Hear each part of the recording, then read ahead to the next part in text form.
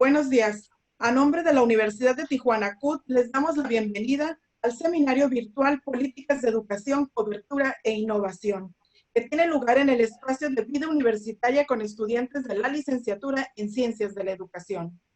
En esta ocasión nos acompañan el maestro Jesús Ruiz Barraza, rector de la Universidad de Tijuana, el ingeniero Rodrigo Guerra Botello, secretario general de FIMPRES. Buenos De días. igual manera, tenemos la participación de la maestra Diana Cruz, consultora empresarial, y el doctor José María Ramos, profesor investigador del Departamento de Estudios de Administración Pública en el Colegio de la Frontera Norte.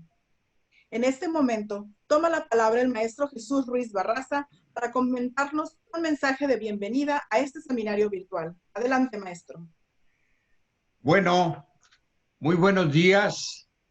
Saludo con mucho afecto al señor ingeniero Rodrigo Guerra por hacernos el honor de acompañarnos. Él es el secretario general de FIMPES. FIMPES es la organización más importante que hay en el país de universidades privadas. Reúne a las principales universidades del país y nos da mucho gusto que nos acompañe y nos exponga cómo han negociado para que haya avances en esta nueva ley de educación superior. Darle la bienvenida a la maestra Diana Cruz por acompañarnos en este evento, al doctor José María Ramos, a la maestra Jenny Marmolejo, vicerrectora de la universidad, y a todos los estudiantes y maestros de la universidad. La nueva Ley General de Educación se propone producir cambios importantes, pero en mi opinión se queda muy corta. Lo que el país requiere es una explosión de la educación superior. Estamos rezagados respecto de América Latina. Tenemos un rezago histórico.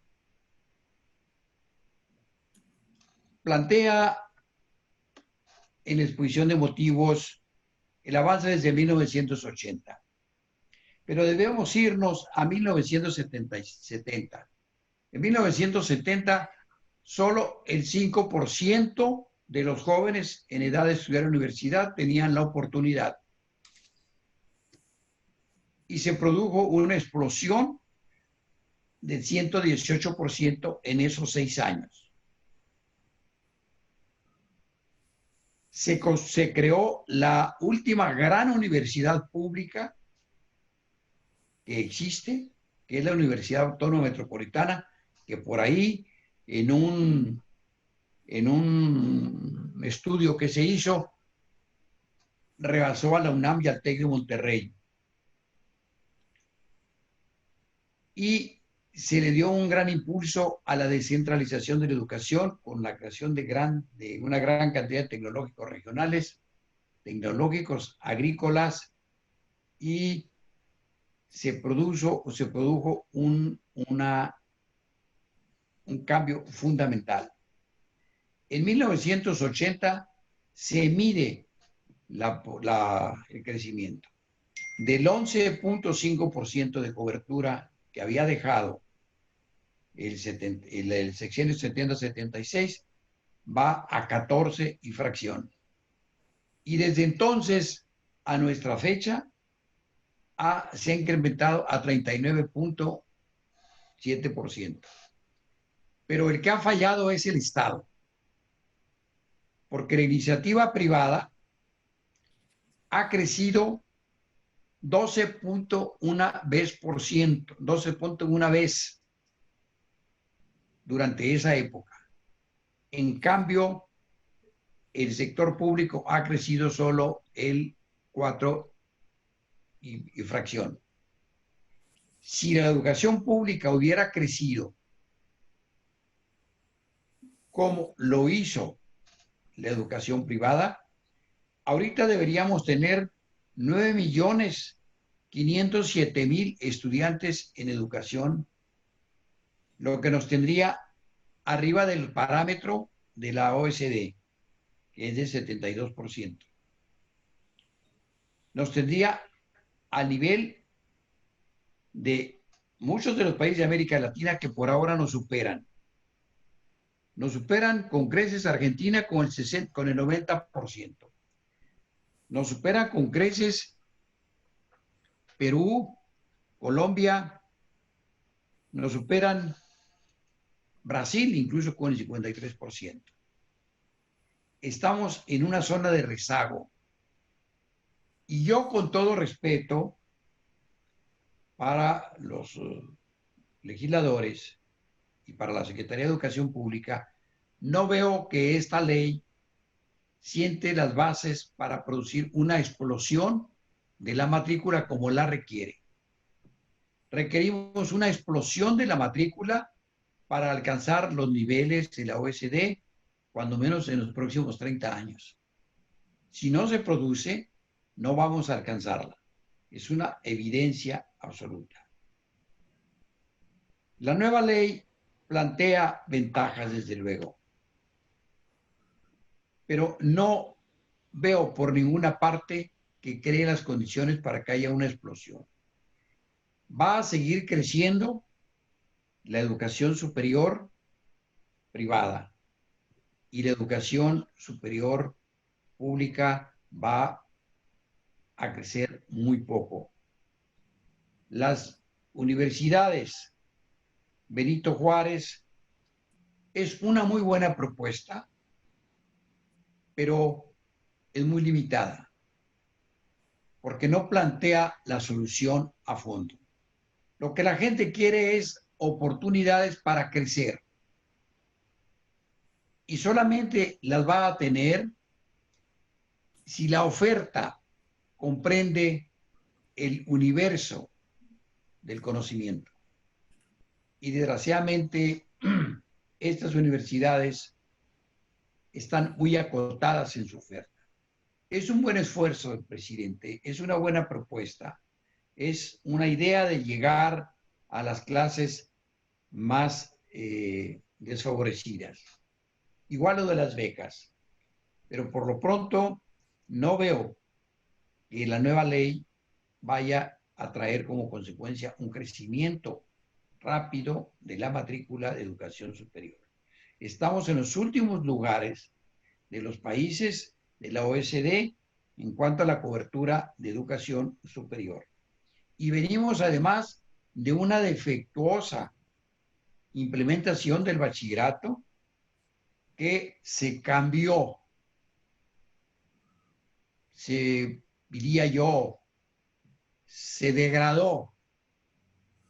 El bachillerato tiene no solo la función de darle los conocimientos y los saberes adecuados a los estudiantes, sino también acompañarlos en su desarrollo emocional, su crecimiento y su tiempo. Por eso se fue a 3 años el bachillerato con el acuerdo de Anúyez del 70. Y dio extraordinarios resultados y se introdujeron un área de capacitación para el trabajo, que en algunos lados fue tan exitosa como el caso que nosotros diseñamos en la Lázaro Cárdenas de Tijuana, que en universidades privadas les homologaban asignaturas que habían cursado en el área de capacitación para el trabajo.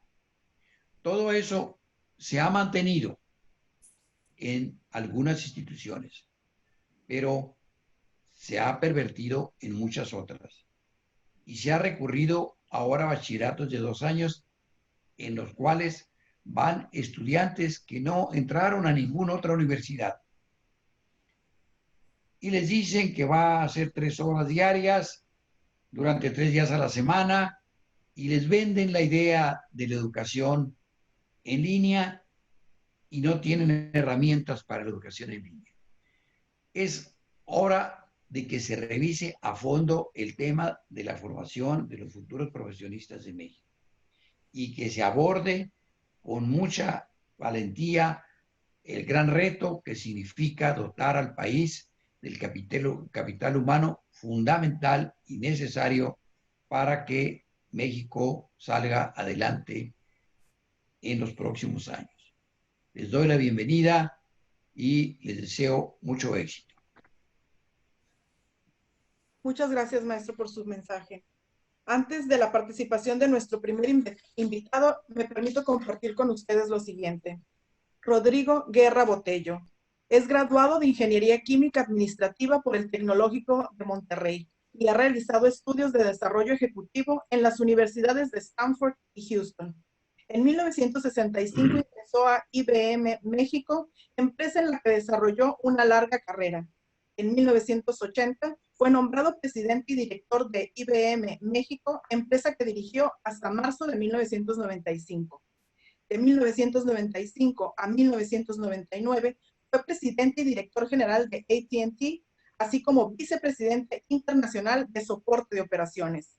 Posteriormente fue director general y tesorero del Consejo Coordinador Empresarial y presidente ejecutivo de la red de consultoría de Pymes Cetro Crece hasta 2001, año en el que asumió el puesto de rector de la Universidad Regiomontana, cargo que desempeñó hasta julio de 2012. Ha ocupado puestos y responsabilidades en organismos empresariales como presidente de la Asociación Nacional de Importadores y Exportadores de la República Mexicana, vicepresidente nacional de Coparmex, miembro del Consejo Consultivo de Banamex.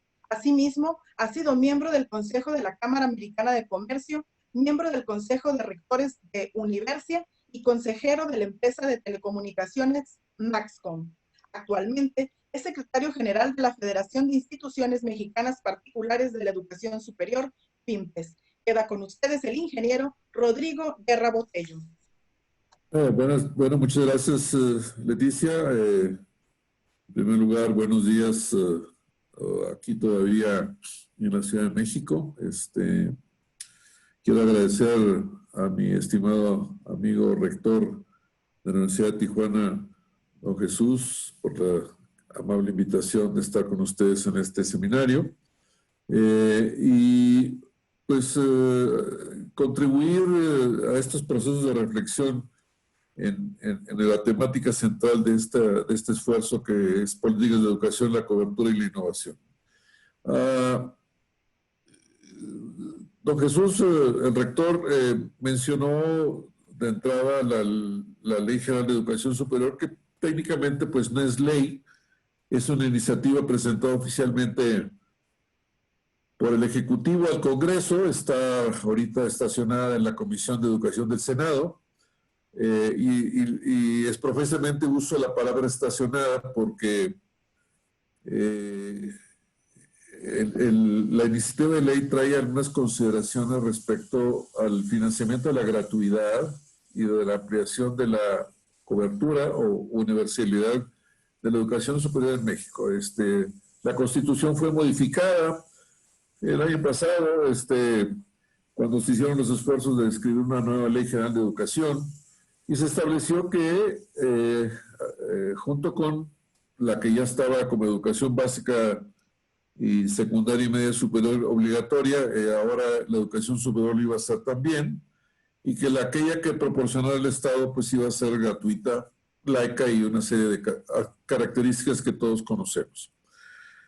Sin embargo, el paquete que la Secretaría de Hacienda envió al Congreso no tiene espacios para crear el fondo que se requiere para soportar la gratuidad.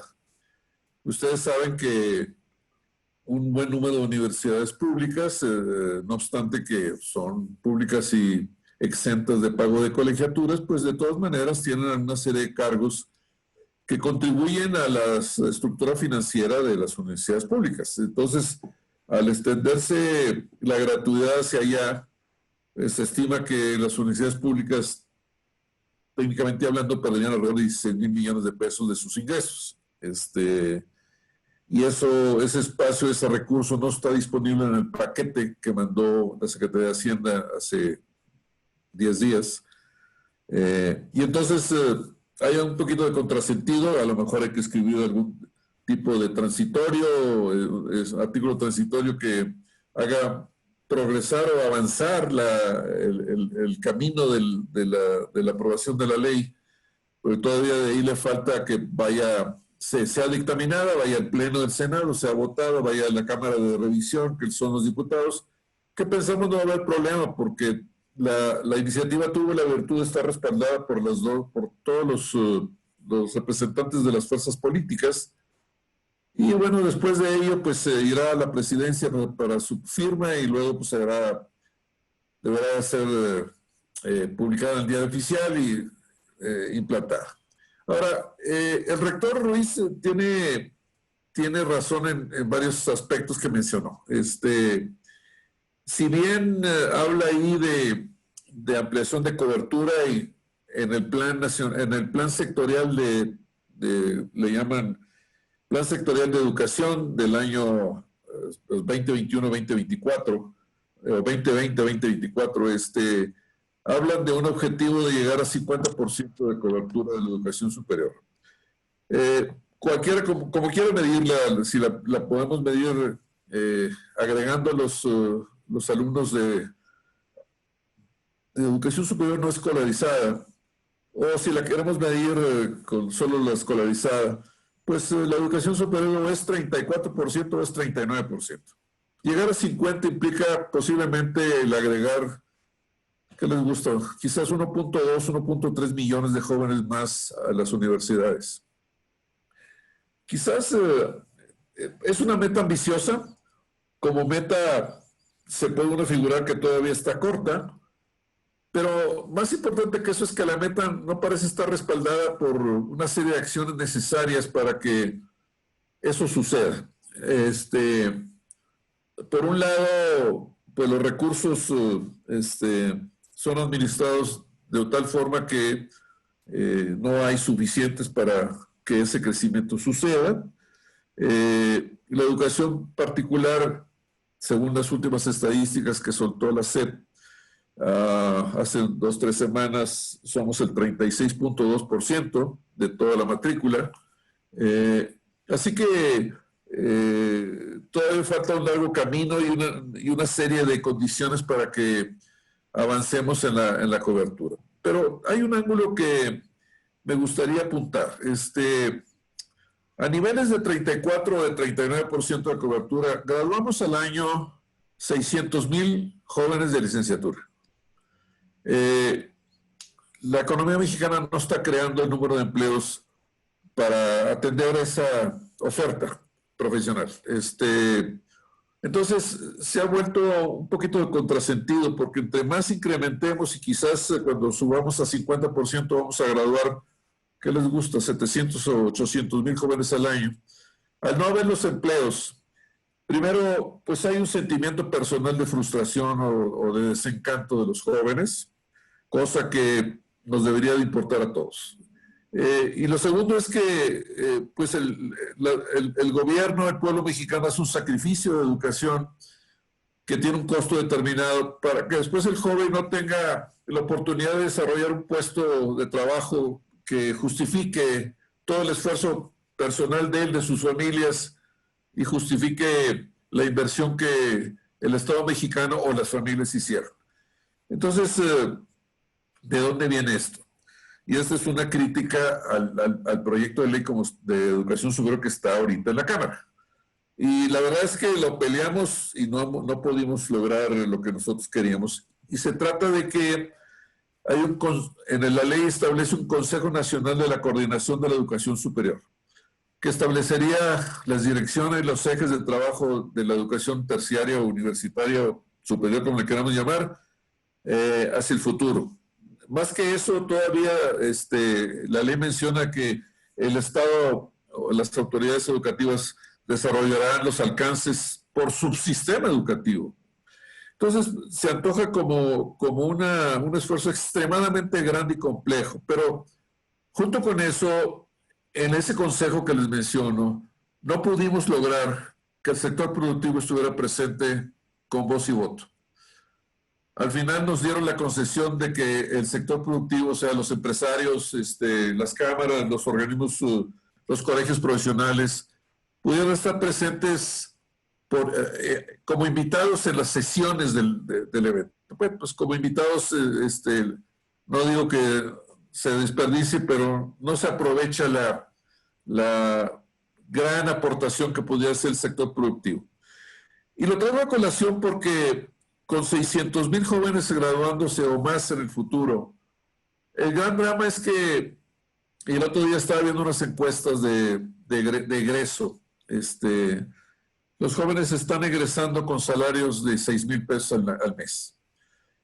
Y con 6,000 pesos al mes, bueno, pues todos sabemos que no hay muchos sueños que puedan ser realizados, o muchas metas que pueden ser alcanzadas, o muchos proyectos de vida que pueden ser hechos realidad. Entonces, por decir una cosa y por ponerlo bajo una característica, existe un alto nivel de desempleo y subempleo provisional en México. ¿De dónde viene esto? Pues viene de que todavía hay brechas que tenemos que cerrar entre lo que la sociedad y el sector productivo, el mundo del empleo requiere y lo que las universidades enseñamos. Ahora, posiblemente ahorita estamos todos viendo el presente a través del prisma de la pandemia, pero la verdad es que había muchas tendencias ya visibles que venían aún antes de la famosa pandemia que está con nosotros o que estará con nosotros todavía un tiempo. Y en cuanto a la educación superior particular, todavía la ley, pues que viene en su conceptualización de muchos años atrás, la ley anterior que mencionó el rector, pues era de 1978, donde estaba el presidente López Portillo al mando. El mundo ha cambiado tantas veces y las autoridades han trataron de parchar ese gran gap de tiempo pues a través de acuerdos secretariales y reglamentaciones y etcétera, etcétera. Lo que los empresarios arguyen, y eso en conversaciones privadas, y por mi formación, pues yo tengo ideas y todavía tengo contactos. Lo que los empresarios arguyen es que el mundo se mueve mucho más rápido que la normatividad. El mundo de los negocios, los mercados, la tecnología, la innovación, se mueve a velocidades muy, muy por encima de lo que la academia y la normatividad nos permite avanzar a nosotros. El mismo concepto de REBOE. El REBOE, pues como todos sabemos, es como un instrumento que sirvió en otros tiempos en forma eficiente para otras circunstancias, pero hoy día se ha convertido en una camisa de fuerza, porque lo que hace el REBOE es que uno registra una cantidad de materias, una cantidad de perfiles de ingreso y de egreso, etcétera, etcétera. Teóricamente cada materia debería tener los objetivos de aprendizaje, etcétera, etcétera. Y hoy por hoy se ha vuelto extremadamente complejo e indefinido lo que los chicos deben de saber y aprender en el día con día. Y hablo de las habilidades verticales y de las habilidades transversales. Entonces, en la negociación que tuvimos, que nos llevó, pues hombre, empezó en la administración pasada, cuando estaba todavía la administración de Nuño y de Granados, y estaba Romero Hicks como presidente de la Comisión del Senado, de Educación del Senado, y con ACIT y nosotros presentamos una serie de opciones. Finalmente no pasó nada, pero siempre alegamos que el REBOE es un concepto que ya no aplica, que habría que buscar otra alternativa para cumplir los objetivos de vigilancia y de seriedad y de ética de las universidades. Las universidades lo que hacemos, al menos yo que fui rector, pues acomodas una serie de opciones a través de materias opcionales y materias institucionales y todo, pero la verdad es que te estrechas mucho y siempre tienes el temor de que a lo mejor ya cruzaste la línea y a lo mejor ya no estás cumpliendo con la normatividad. No nos sirve para los propósitos. Hablo de la educación privada, que es donde los REBOEs y el capítulo de las particulares. No pudimos convencerlos y además nos topamos con que todavía existe el concepto de tener un REBOE por cada carrera, por cada campus. Y bueno, pues tenemos 30,000 REBOEs en las universidades privadas. Actualizar 30,000 REBOEs para que respondan a las necesidades del mundo laboral, profesional, pues se antoja complejo. y vigilar que eso suceda de parte de las autoridades, más complejo cuando las autoridades están rebasadas porque les han quitado recursos. Entonces, yo no puedo calificar si retirar recursos de la Secretaría de Educación Pública fue correcto o no ha sido correcto. Lo que sí creo y estoy convencido es que no puedes tú caminar con los mismos procedimientos y las mismas normas y los mismos procesos que tenías cuando tenías recursos y los mantienes ahora que no tienes recursos para procesarlos. Bien.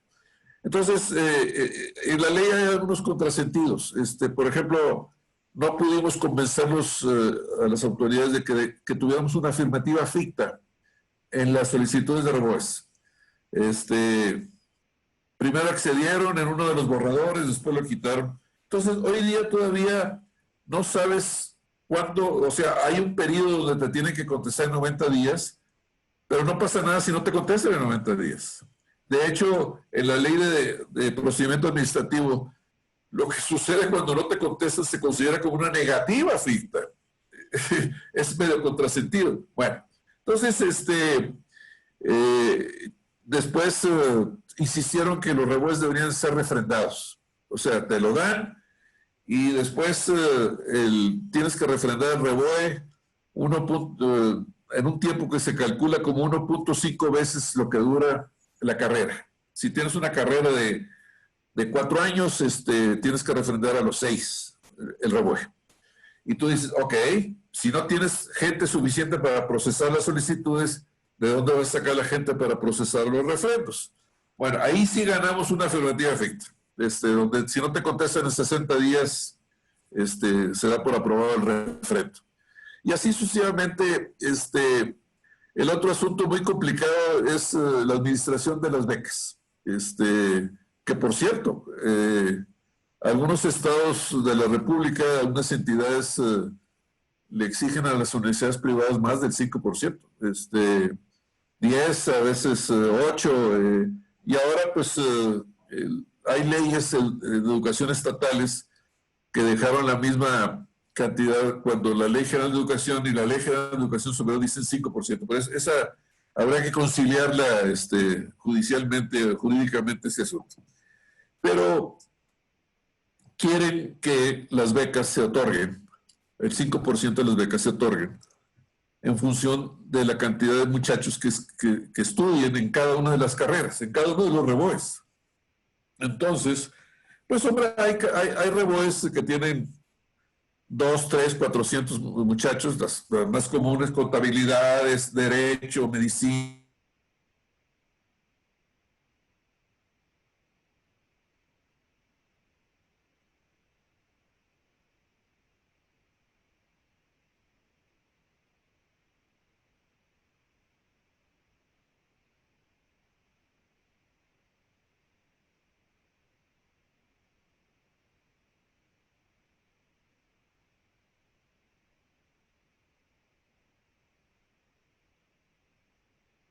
Impulsar otras carreras a través de becas, pues no puedes hacerlo porque no puedes mover las becas de contabilidad y ponerlas en las becas de licenciatura en matemáticas. Okay.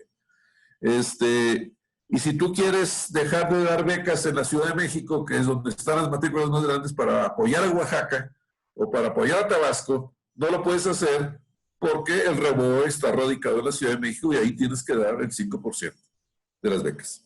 Total, en la educación a distancia, la Secretaría había dejado, no sé si prevalece, quieren ellos definir las características técnicas de las plataformas a utilizar por cada universidad. Nosotros decimos que para qué se meten en ese problema. Total, bueno, se fue la iniciativa, era proyecto de ley, ahora es iniciativa de ley, y tiene algunas cosas que nos quedamos preocupados. En el fondo, el rector Ruiz tiene razón. O sea, no vemos instrumentos de cómo crecer y no vemos instrumentos para vincular. O sea, nos da mucha preocupación que teniendo un mundo o un país con mucho desempleo y subnivel profesional, insistamos en crecer hasta 50 o 55% de cobertura sin tener algún mecanismo, alguna política pública de generación de empleo profesional. Y eso, bueno, se dice fácil, pero habría que articularlo muy en serio con el sector productivo. Entonces, la ley, por supuesto, es mucho mejor que lo que teníamos, porque era un desastre lo que teníamos, pues era de 1978. A los particulares, pues estamos mejor porque nos dieron algunos espacios que no teníamos. Todavía luchamos por un REBOE institucional en lugar de un REBOE por cada carrera, en cada plantel. Hay ahí alguna cosa, se llama el reconocimiento de excelencia institucional, de desarrollo institucional, que es una especie de REBOE institucional light. Está bien. O sea, y finalmente, sobre la ley, tiene muchas salidas incompletas, tiene muchas salidas, es decir, esto lo definirán las autoridades en su momento, esto será determinado por las autoridades. O sea, va a haber que sentarse con las autoridades a platicar y negociar y establecer la definición de ciertas cosas. Entonces, el día que se apruebe, acabamos la primera mitad del camino y abrimos el camino para seguir negociando en una serie de cosas que tenemos. Ahora, yo creo que la parte más importante que tenemos, el reto más importante que tenemos en la educación superior de México es la pertinencia. Por pertinencia entendemos que lo que eduquemos sirva para los propósitos y las metas que tiene no solo el Estado mexicano, sino individualmente las familias y los jóvenes que lo estudian. Y pues en ese sentido tenemos que armar o cerrar las brechas que tenemos con el mundo real, con el mundo del trabajo.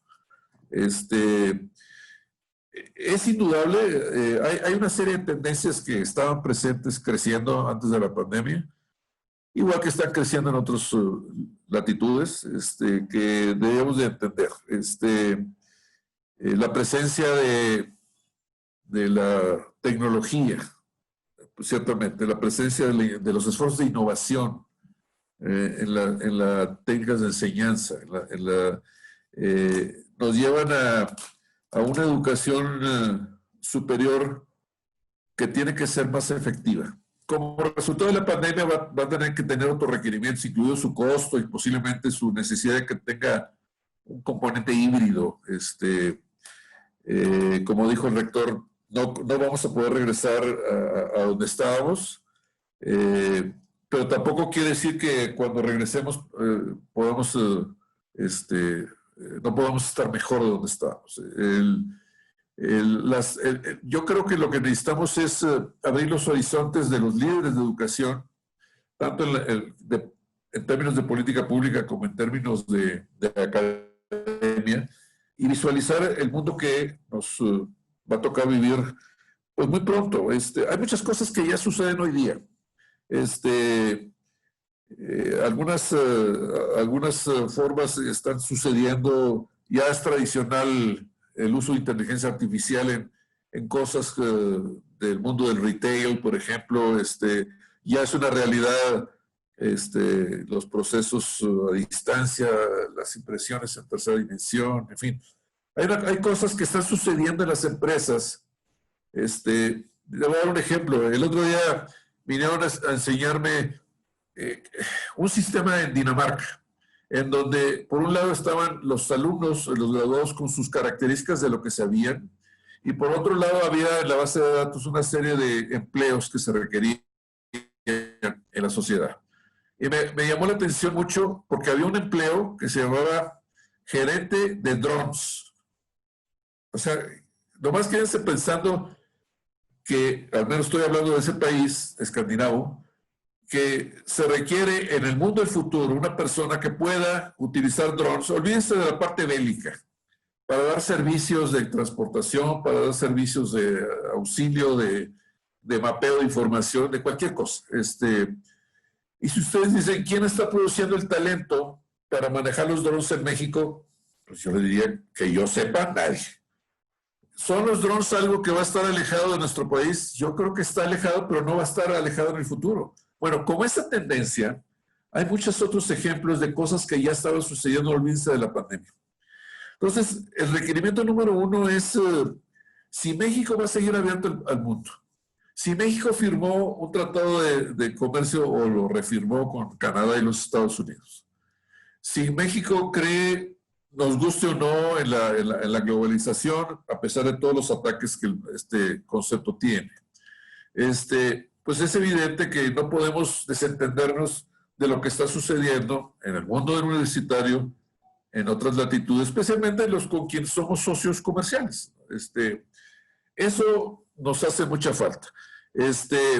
Yo de repente encuentro, y no sé si el rector va a estar de acuerdo conmigo, yo de repente encuentro a los rectores distraídos con muchas cosas urgentes y poco enfocados a las importantes, a las trascendentes.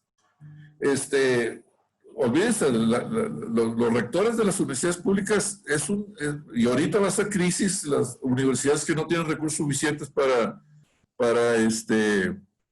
lidiar con no sé, los salarios de último año, los aguinaldos y todo lo demás.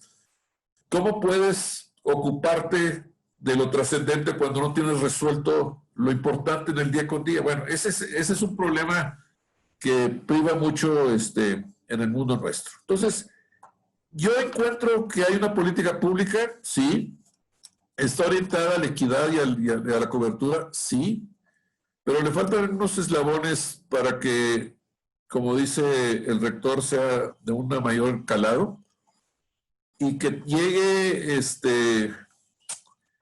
a niveles de eficiencia y de aplicación práctica por otro.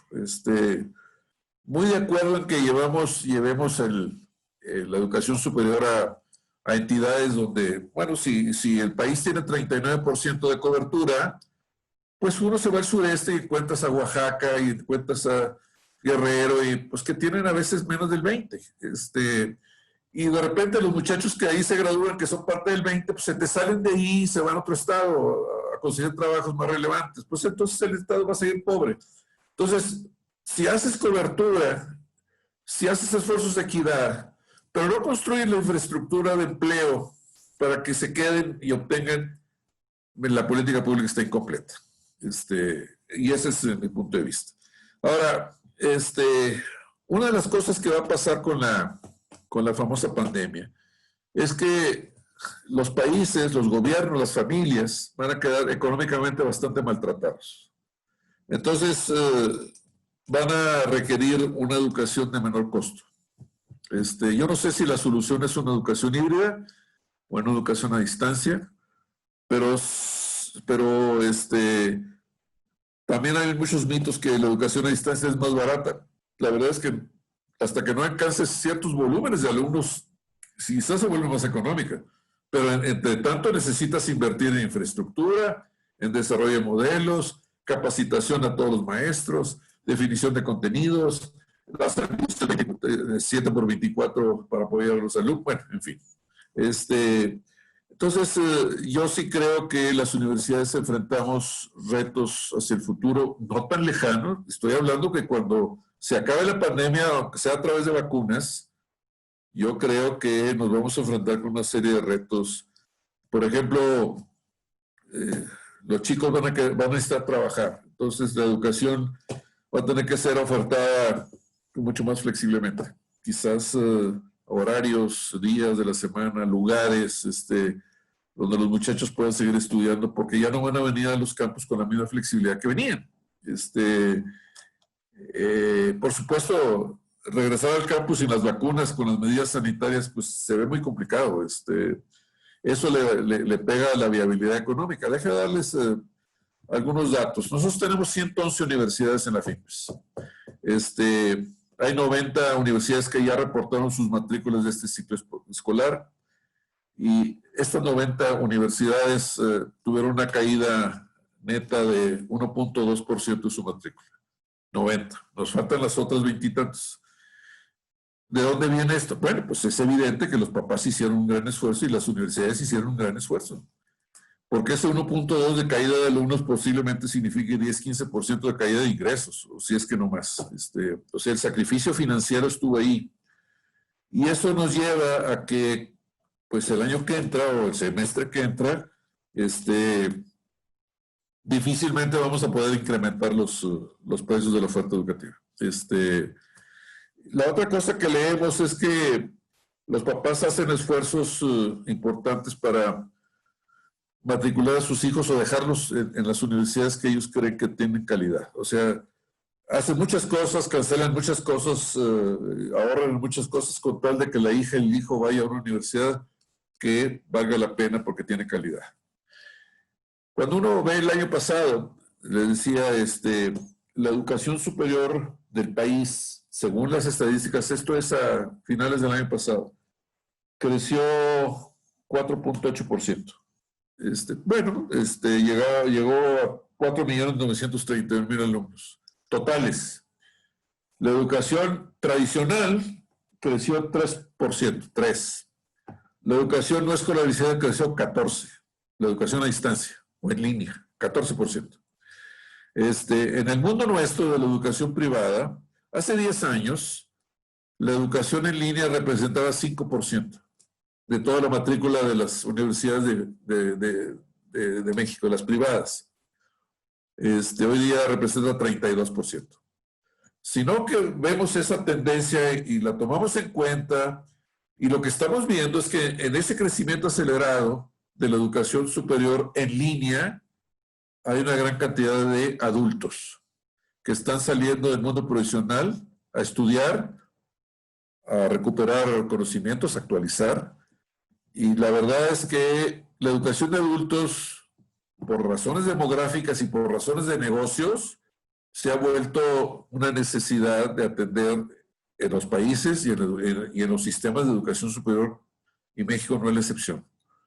El futuro, el bono demográfico de México se va a acabar dentro, no sé, 10 años, posiblemente, y luego vamos a hacer una sociedad definida de acuerdo con la ONU de adultos, o envejeciendo, como lo queramos llamar. Entonces, ante eso, pensemos en una educación híbrida, tanto presencial como la presencial, tanto como la distancia o en línea, que tiene que ser eficiente, que tiene que ser pertinente en términos de su aplicabilidad, que tiene que estar vinculada al mundo real de la educación, al mundo real del sector productivo. Ahora, el sector productivo, yo que estuve muchos años lo puedo decir, hasta ahorita es más proclive a quejarse que a participar.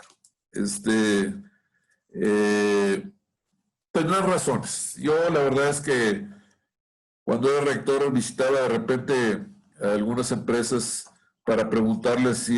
se me quedó grabado un día que me dijo un empresario, me dijo, te voy a decir lo que creo que necesitamos, y se me queda viendo, me dice, ¿me van a hacer caso esta vez? O sea, como diciendo, me han preguntado como varias veces y no me han hecho caso. Bueno, regresar al sector productivo a que participe y lo escuchemos y le hagamos caso y lo reflejemos en nuestros planes de estudio, en el perfil de los maestros, en las técnicas de enseñanza, en la actualización de los planes de estudio y todo, va a requerir un esfuerzo muy importante. Si no lo hacemos, vamos a graduar 700, 800 mil jóvenes al año y vamos a incrementar el subempleo y desempleo profesional. Ese es el gran reto. Ahora, para eso necesitamos ser innovadores, y eso es lo que yo le llamo una política pública integral. O sea, no puede uno pensar en una política pública que sea nada más de generar sin importarte la demanda. O sea, yo creo que la política que debemos de incluir a otras secretarías, ciertamente, ¿no? Quizás la Secretaría de Economía, las Secretarías de Desarrollo de los estados, por supuesto. Y tenemos que aceptar que el mundo se mueve muy rápido. Y que hay cosas en nuestras estructuras universitarias y en nuestras estructuras jurídicas en la ley que hacen todo menos apoyar la rapidez de reacción ante los cambios del mundo. Así que, bueno, me he extendido demasiado, pero para eso son estos seminarios, para eso son estos foros, para hablar y escuchar, por supuesto ser escuchado, y que cada quien vaya asimilando en un proceso de cambio que en forma a veces evidente y sufrida y a veces sutil, está con nosotros y va a seguir con nosotros. Gracias. Muy buenos días. Muchas gracias, ingeniero Guerra. A continuación, antes de darle la palabra a nuestra siguiente invitada, me permito compartir con ustedes lo siguiente. Diana Cruz, consultora en innovación empresarial y emprendimiento. Es ingeniera industrial por el Instituto Tecnológico de Guatabampo, maestra en Administración de Empresas por el Instituto Tecnológico de Hermosillo en el estado de Sonora y estudios de doctorado por el Colegio de la Frontera Norte. Ha participado activamente en la industria de la construcción, educación y emprendimiento durante 20 años. Entre los temas de interés se encuentra el estudio de las ventajas competitivas de la región del Mayo en el estado de Sonora, la cooperación de los procesos de innovación para la competitividad en la región Sonora-Arizona, así como la importancia de la educación y emprendimiento con un enfoque de género para una propuesta para mejorar la economía. De su desempeño profesional, ha contribuido en organizaciones en el área de sistemas de calidad y mejora continua, así como en la coordinación en el área comercial mediante el fortalecimiento de recursos humanos a través de la implementación de estrategias enfocadas en la innovación y la tecnología, identificación de fortalezas de desarrollo personal, capacidades técnicas y administrativas enfocadas al logro de sus metas individuales, grupales y corporativas. Desde 2018, se desempeña como consultora empresarial independiente enfocada a fortalecer el talento del personal, estrategias comerciales a través de la innovación y herramientas tecnológicas. Queda con ustedes la maestra Diana Cruz. Muchas gracias, Leticia. ¿Sí me escuchan bien? Sí, la escuchamos. Sí, muy bien. Muchas gracias. Antes que nada, es un gusto, un placer estar con ustedes compartiendo. Yo creo que el ingeniero Rodrigo Guerra me acabó con mi presentación. Trae unos puntos ahí muy importantes que vamos a rescatar. Y antes que nada, muchas gracias, maestro Barraza. Es un gusto nuevamente a la Universidad de Tijuana, el agradecimiento, y al doctor José María Ramos, ¿no?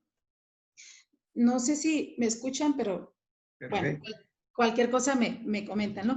Yo quiero compartir con ustedes que es muy interesante desde la parte del sector productivo, como lo comentaba el ingeniero Guerra, todos estos puntos de vista, porque ahí es donde mayormente nos pega o podemos detectar ese déficit en el tema educativo, ¿no? En lo particular, yo que tengo 20 años en el mercado de la construcción y esta industria que es una de las principales que aporta a la economía del país, los grados académicos ahí cada vez son un poco más que deficientes, y yo creo que se van disminuyendo, ¿no?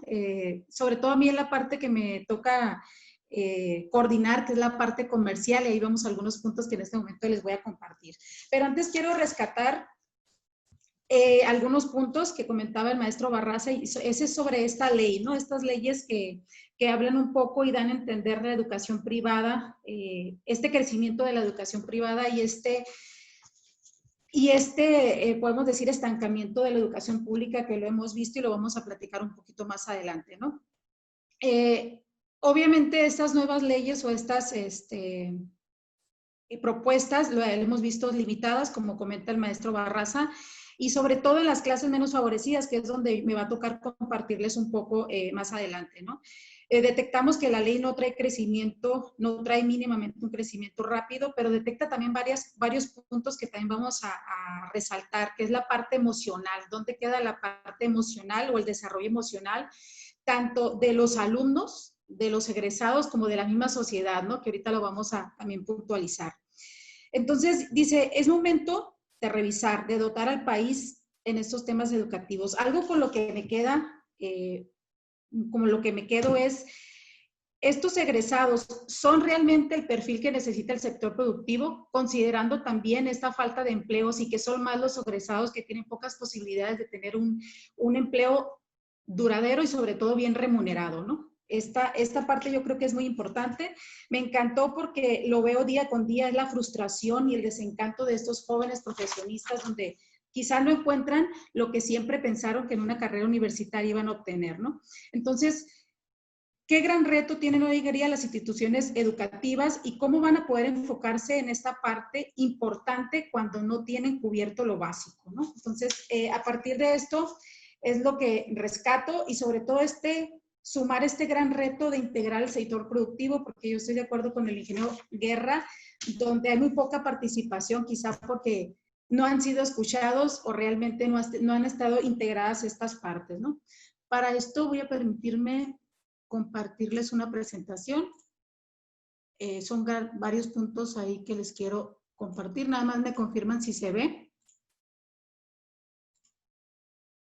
Sí, maestra, la estamos viendo. Perfectísimo. Vamos a retomar muy rápido el tema de la pandemia. Obviamente, como ya lo comentamos, ya lo platicamos, nadie estaba preparado para esta situación. Son situaciones atípicas.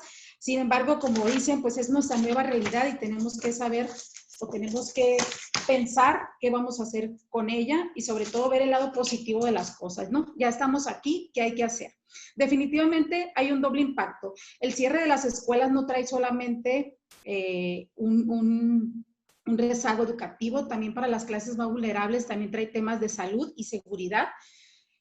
Sobre todo en la parte de la nutrición, donde en las áreas más vulnerables, sociedades más vulnerables, y sobre todo en la educación básica, que fue, yo creo, la más golpeada desde preescolar hasta preparatoria, hay grandes retos hoy en día, ¿no? Y esta crisis económica que ha llegado a los hogares y que principalmente va a hacer que muchos alumnos, muchos estudiantes dejen sus estudios, ¿no? En esta parte. ¿Cuáles son las grandes repercusiones? Sin lugar a dudas, aumenta la brecha educativa, la pérdida de aprendizaje y lo que ya comentamos insistentemente, que son las deserciones escolares.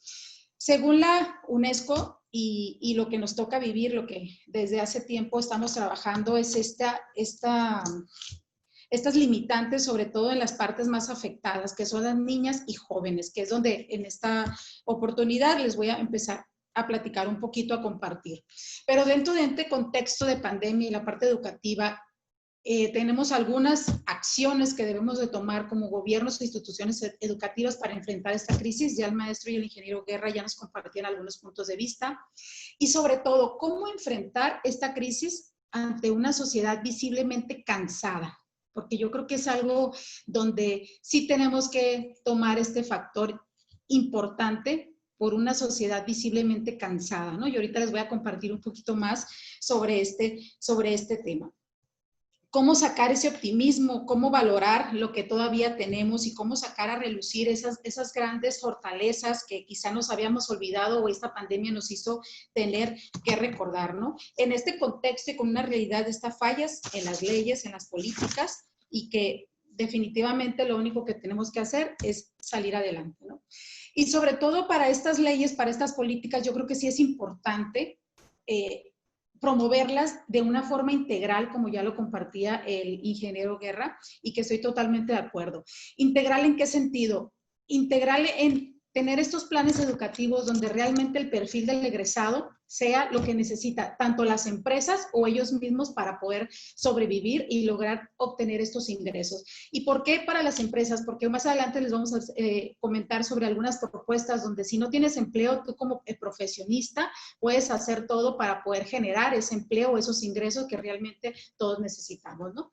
A esa educación de forma integral. Y hay que contextualizar un antes y un después de la pandemia. Estas políticas antes de la pandemia, sin lugar a duda, tenía grandes retos, pero es importante también que las políticas de educación después de la pandemia simplemente tienen mayores, pues si no limitantes, mayores retos que atacar o que sobrellevar, ¿no? Y hay que ir del qué al cómo. Y los puntos más importantes en este tema, que ya los comentamos, es cómo llevar a la práctica esas leyes, esa asignación del presupuesto, cómo salimos adelante como instituciones educativas si no tenemos lo básico.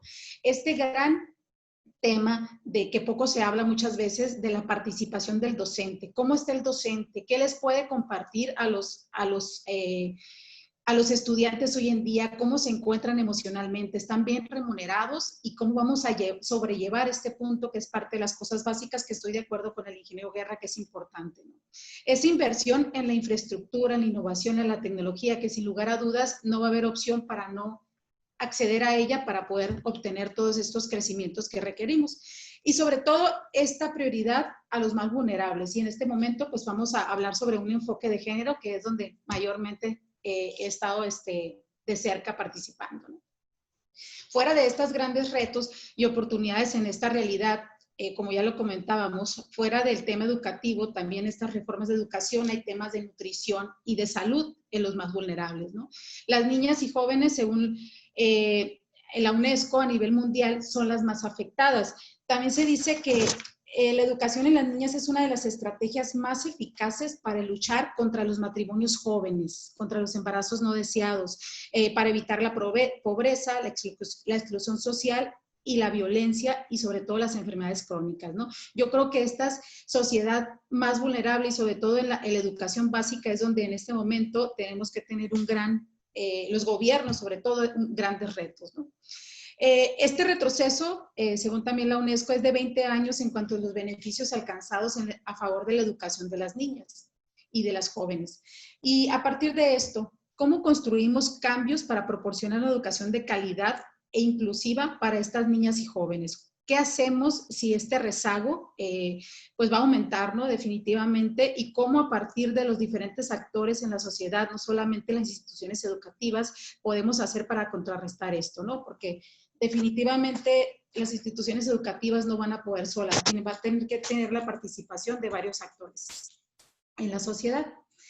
Y en este punto también sacamos a relucir cuál es la participación de las mujeres y cómo va a afectar y cómo afecta la educación a distancia, sobre todo para la educación básica, desde preescolar, ¿no? Me ha tocado compartir, entrevistar mujeres que han tenido hijos desde primero de primaria, que hasta el momento han pasado estos meses y pues no han aprendido todavía lo básico para poder aprender a leer, principalmente porque ellas se encuentran trabajando. Entonces, ¿cuál es el papel de la mujer en este tema de educación? Se habla de 7 meses de rezago o de rezago en cuanto a la educación a partir de que empezó la pandemia.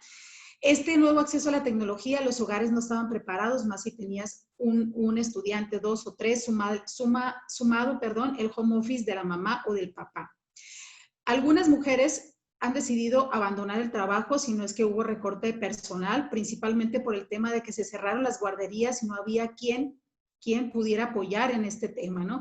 También en algunas ocasiones son los abuelitos que hoy en día se están haciendo cargo de los niños, sobre todo en este educación básica, ¿no? Y vamos a sumarle a esto todavía que la mujer se hizo cargo de ciertas actividades en el hogar, que ya lo hemos visto anteriormente, donde las crisis emocionales como la depresión, la ansiedad, no solamente en mujeres, es un tema a nivel sociedad, han repercutido ampliamente. Entonces, ¿cuál sería la pregunta? ¿Cuál sería el gran reto? ¿Cómo en este contexto, como mujeres profesionistas, amas de casa, quizá madres solteras, podemos detectar esas oportunidades, ¿no? En una realidad donde quizá el sistema o las leyes educativas todavía tienen planes, pero a largo plazo, y nuestra prioridad es salir adelante hoy en día. Sumado a esto, y la educación en casa con las mamás y la responsabilidad que se sumó aún más, hay también un escenario donde las mujeres, su propia educación como profesionistas, como estudiantes, ya trabajamos, estudiábamos, ¿no? Hubo un gran desempleo también y una pérdida de empleo en estudiantes, principalmente en sectores donde prestaban apoyo administrativo, servicios, las ventas, el comercio, las artesanías, donde mayormente se emplean tanto estudiantes como mujeres y fueron los más afectados en esta pandemia por no poder llevarse a cabo a distancia.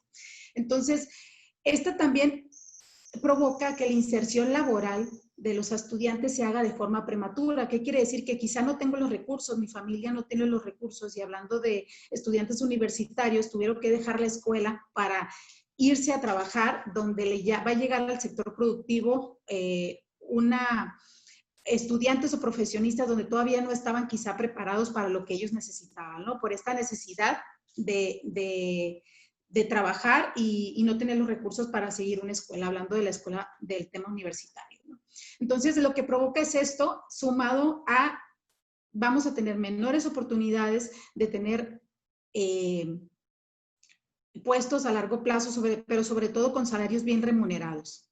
Entonces, ¿qué estrategias podemos implementar en esa coyuntura, asumiendo que tenemos que articular entre nuestra formación, quizá desarrollar competencias y tener esta tecnología en nuestras manos para poder desarrollarnos. Y lo más importante del tema educativo y principalmente lo que nos interesa es tener esos ingresos que necesitamos para sobrevivir, ¿no? Y como ya lo comentaba el ingeniero anteriormente, hay egresados ganando 6,000, 8,000, 10,000 pesos, ¿no? En la parte donde yo me desenvuelvo, la parte de la industria de la construcción, donde mayormente se contratan ingenieros, yo creo que el promedio de ingresos al iniciar es de 10,000 pesos, ¿no? Si no es que se van a algún área comercial donde puedan tener bonos o comisiones y puedan tener acceso a más ingresos, ¿no?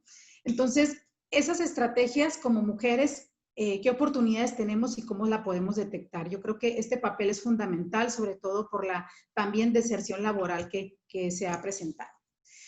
Entonces, ¿cómo podemos generar iniciativas de empleos en un contexto de pandemia para las mujeres? Considerando ya, como lo comentamos anteriormente, estas limitantes en la ley y sobre todo el tiempo en que van a tardar para hacer efecto y cómo lo van a llevar a cabo. Pues principalmente desde nuestro enfoque o punto de vista es con el apoyo de las instituciones educativas y programas sociales, sobre todo en temas de emprendimiento. Hoy en día el egresado ya tiene más apertura para crear sus propios ingresos, crear sus propias empresas y cada vez menos es el tema de ir a unas empresas donde voy a ganar 6,000, 8,000 o 10,000 pesos. Entonces hay una gran oportunidad hoy en día para las mujeres, sobre todo hemos visto una gran creatividad para salir adelante en este tiempo y sobrellevar todas estas actividades extras que llegaron con nosotros, ¿no? Entonces, este emprendimiento lo hemos visto a través de la identificación de talentos, ¿no? Ya lo hemos platicado anteriormente. ¿Y qué hay que hacer o cuál es la estrategia? Sobre todo este uso de herramientas tecnológicas, plataformas, muchas veces gratuitas, ¿no? Estas tendencias del mercado, ya el ingeniero también Guerra nos comentaba sobre cuáles son las tendencias donde podemos insertarnos con estas competencias o con estas habilidades para poder obtener los ingresos. Y sobre todo, que es un gran tema también, que no es el enfoque hoy en día, de cómo emprender a partir de negocios donde se requiera poca o nula inversión. Cómo ser resilientes de esta forma para obtener estas oportunidades cuando también tenemos un contexto donde quizá no tenemos la economía o los recursos para poder empezar o invertir.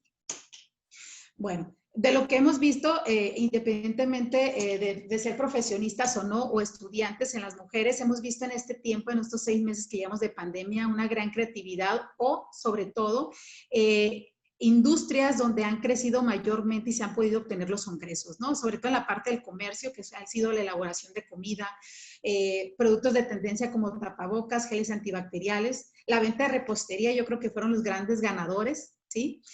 Con la venta en línea, las redes de mercadeo, suplementos, todo lo que tiene que ver con temas de salud ha sido una gran tendencia donde se ha integrado mucha gente. Los acondicionamientos de hogares, nos llamó mucho la atención la parte de la industria de la belleza, de las estéticas, donde estaban en establecimientos públicos y se fueron a sus casas. Hubo una gran creatividad también para reinventarse en ese aspecto. Nos tocó también ver muchos profesionistas, incluso estudiantes, aportando y vendiendo sus servicios en línea. Nutriólogas, odontólogos, pediatras, expertos en deporte, donde aportaban un granito de arena para todos aquellos que no podíamos salir y ocupábamos quizá una guía en casa para poder sobrellevar los temas de salud, de deporte y sobre todo no dejar de estudiar para aquellos que son afectos a esto, ¿no? Había también mucha gente que se hizo experta, incluso nos tocó ver acompañamiento y cuidado a personas de la tercera edad como una opción para obtener ingresos, ¿no? Entonces yo creo que los estudiantes todavía tenemos muchas formas para poder salir adelante y sobre todo la creatividad para lo mismo, ¿no? Entonces, ¿cuáles son también algunas implicaciones para los estudiantes en este tiempo de pandemia? Yo creo que definitivamente aquellas universidades o aquellas profesiones donde ocupan prácticas profesionales se va a requerir de un extra o vamos a tener que empezar a ver cómo le vamos a hacer, sobre todo como odontólogos o médicos que requerían llevar prácticas profesionales, ¿no? Yo creo que sí se tiene que ver, tenemos que como instituciones educativas realmente preguntarnos si realmente vamos a enfrentar o tenemos la capacidad para enfrentar esta normalidad. Definitivamente hay muchísimos temas que tratar, pero yo creo que esto es uno de los más importantes. Y sobre todo, ya para ir cerrando, algo que comentaba el ingeniero también, es realmente el perfil de nuestros estudiantes egresados es lo que el sector productivo necesita, ¿sí? Sobre todo en este tiempo donde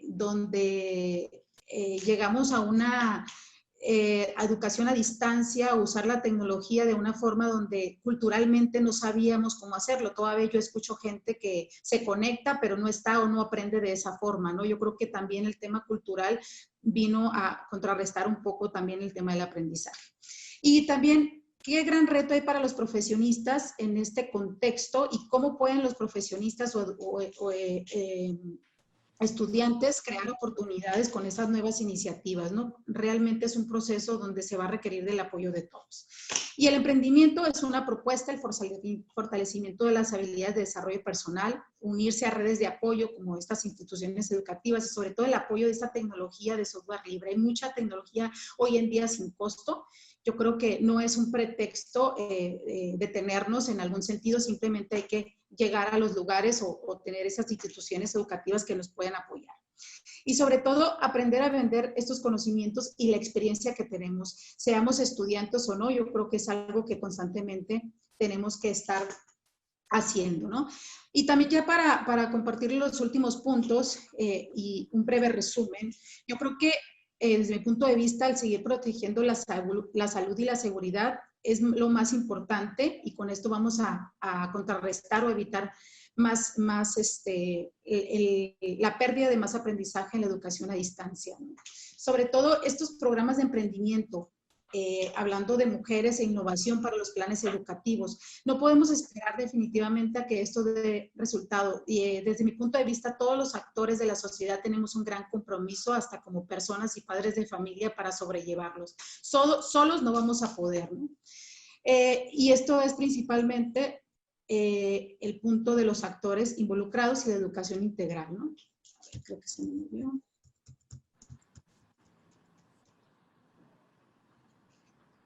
Entonces, esta pandemia también lo que nos trajo es una pregunta de cómo estamos.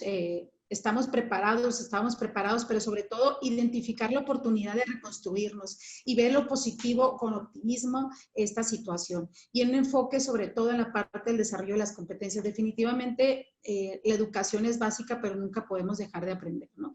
Entonces, este aprendizaje de estos meses nos va a ayudar a ser más eficientes en los próximos planes educativos de a distancia, pero sobre todo de una forma integral, tanto de todo lo que requerimos para poder desarrollarnos como seres humanos y profesionistas y tener amplio este panorama y sobre todo que todos los actores participen en este gran reto que hay de educación que nos permita poder sobrellevar y sobre todo en la parte económica las familias y los hogares mexicanos, ¿no? Es lo que yo les podría compartir en esta presentación. Muchísimas gracias. Muchas gracias, maestra Diana.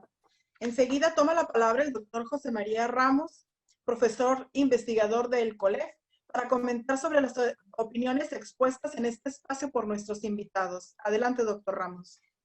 Muchas gracias, Leticia. Muchas gracias, rector, por esta invitación a comentar algunos aspectos. Sin duda alguna han sido dos grandes presentaciones.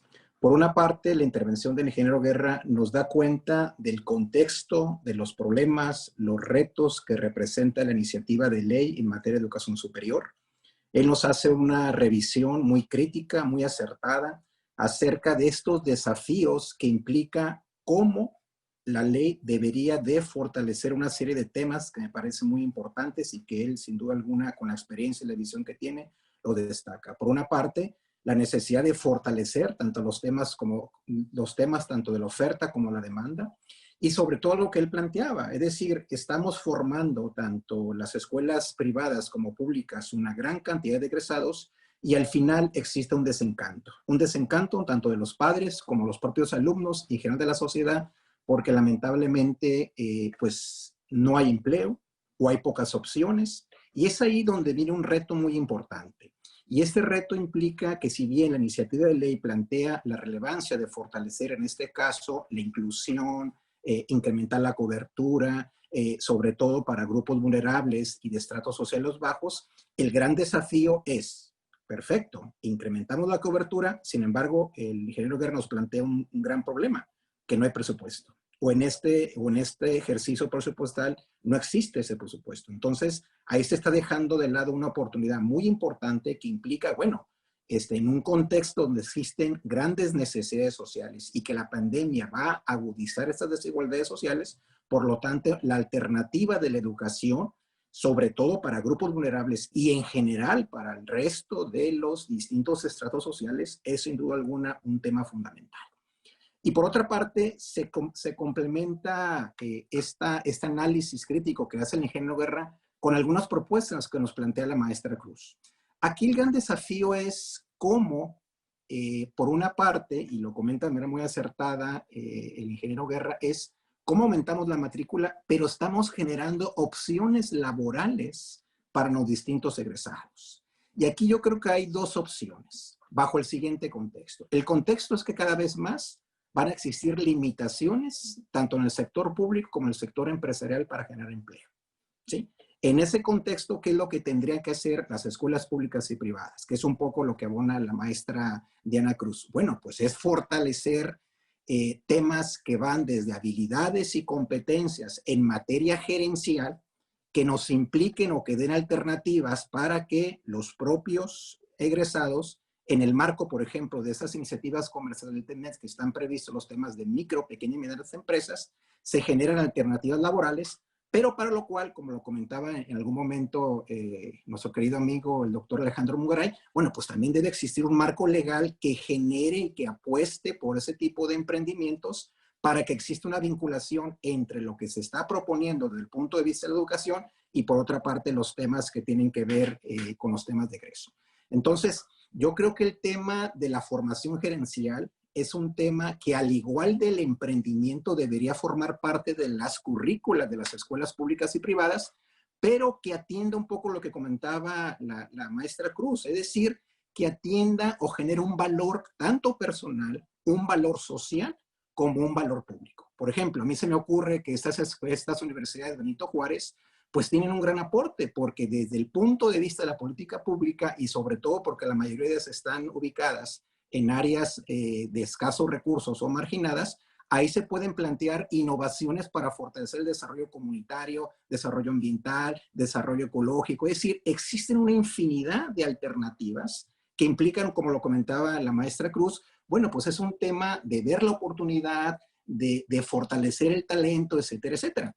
Y aquí, como lo comentaba el rector Barraza, pues lo ideal sería acercarnos a las inversiones que están haciendo algunos de nuestros países hermanos, o por ejemplo el caso de Colombia, que tienen todo un modelo de economía creativa, y este modelo de economía creativa yo creo que es una opción de corto y mediano plazo, precisamente si se articula en este caso con estas iniciativas que se están haciendo en el ámbito público y el privado. ¿Y economía creativa qué implica? Implica generar, fortalecer o interiorizar el talento, las opciones de iniciativas, pero sobre todo la habilidad de que nuestros egresados de las distintas universidades públicas y privadas en cada una de sus profesiones vean las distintas oportunidades que implica el desarrollo por el cual ellos han llevado a cabo. Desde aquel joven que puede enseñar álgebra, desde aquel chico que puede enseñar japonés, chino, etcétera, etcétera. Es decir, hay una serie de habilidades diversas que pueden ser una alternativa precisamente para reducir estos problemas de precarización y sobre todo, pues, las opciones. Sin duda han sido dos grandes presentaciones. Muchas gracias. Muchas gracias, doctor Ramos. En este momento se abre un espacio de preguntas y respuestas para que nuestros invitados profundicen en el tema o aclaren inquietudes. La primera pregunta dice lo siguiente: ¿de qué manera las empresas han favorecido las políticas de equidad de género ante la contingencia por COVID-19?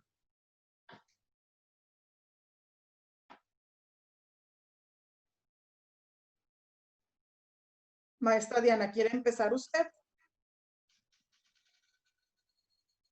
No le escucho, tiene su micrófono apagado. Disculpa, no le escuché, Leticia, ¿me puede repetir, por favor? Sí, claro, dice, ¿de qué manera las empresas han favorecido las políticas de equidad de género ante la contingencia por COVID-19? Bueno, la realidad es que todavía a nivel empresarial son decisiones aisladas o decisiones de cada empresa, ¿no? Realmente a las mujeres se les ha apoyado en la medida de las posibilidades, pero mayormente ha sido una deserción laboral la que yo he visto, ¿no? Desde mi punto de vista y de la industria donde yo me desenvuelvo, ¿no? No existe todavía un conocimiento de una ley con respecto a esto, ni se pone en práctica todavía, ¿no? Lo que hemos visto es una decisión de parte de las empresas, dependiendo las mismas y sobre todo la cantidad de mujeres que hay, ¿no? Ahí en este momento. Muchas gracias. Ingeniero Guerra, ¿tiene usted algún comentario al respecto? ¿O seguimos? Bueno, yo creo que Diana tiene una mejor perspectiva. Yo creo que las empresas, bueno, además de que la opción de trabajar desde casa generó oportunidades y requerimientos, y eso ayudó a mantener la equidad y disminuir la discriminación. También está el ejemplo que ella mencionó, Diana mencionó, respecto a que al haberse cerrado una serie de centros, las mujeres tuvieron que enfrentar el dilema entre cuidar a los hijos o permanecer en el empleo, ¿no? Es un mucho injusto esa situación, pues derivada no tanto de la pandemia, sino de políticas públicas, de la administración. Yo creo que yo no he visto una acción concertada de las empresas para evitar la discriminación durante la pandemia. Sabemos que hay grandes esfuerzos, incluso legales, jurídicos de protección. Pero al final de cuentas, a mí me parece este tema más cultural que jurídico. O sea, yo creo que debemos estar todos convencidos que la igualdad de género no solo es una realidad, sino una oportunidad, y que México no tiene por qué desperdiciar la mitad de su talento. O sea, es tan simple como eso. Pero esa es una cultura que incluso yo creo que debería de promoverse en las universidades, y la ley, lo mencionó el rector Jesús, la ley trae algunas consideraciones en la materia, de igualdad, de generar ambientes internos universitarios proclives a la protección del género y todo lo demás. Pero al final de cuentas, vivir el día con día a través de observancia de artículos es extremadamente complicado. Es más bien el desarrollo social y cultural de los dirigentes, mujeres y hombres, por cierto, la que debería de prevalecer como instrumento principal para evitar la discriminación y asegurar un trato igualitario. Gracias. Muy bien, gracias. La siguiente pregunta dice, ¿qué papel facilitador deben jugar las tecnologías en la educación universitaria y qué dificultades conllevan?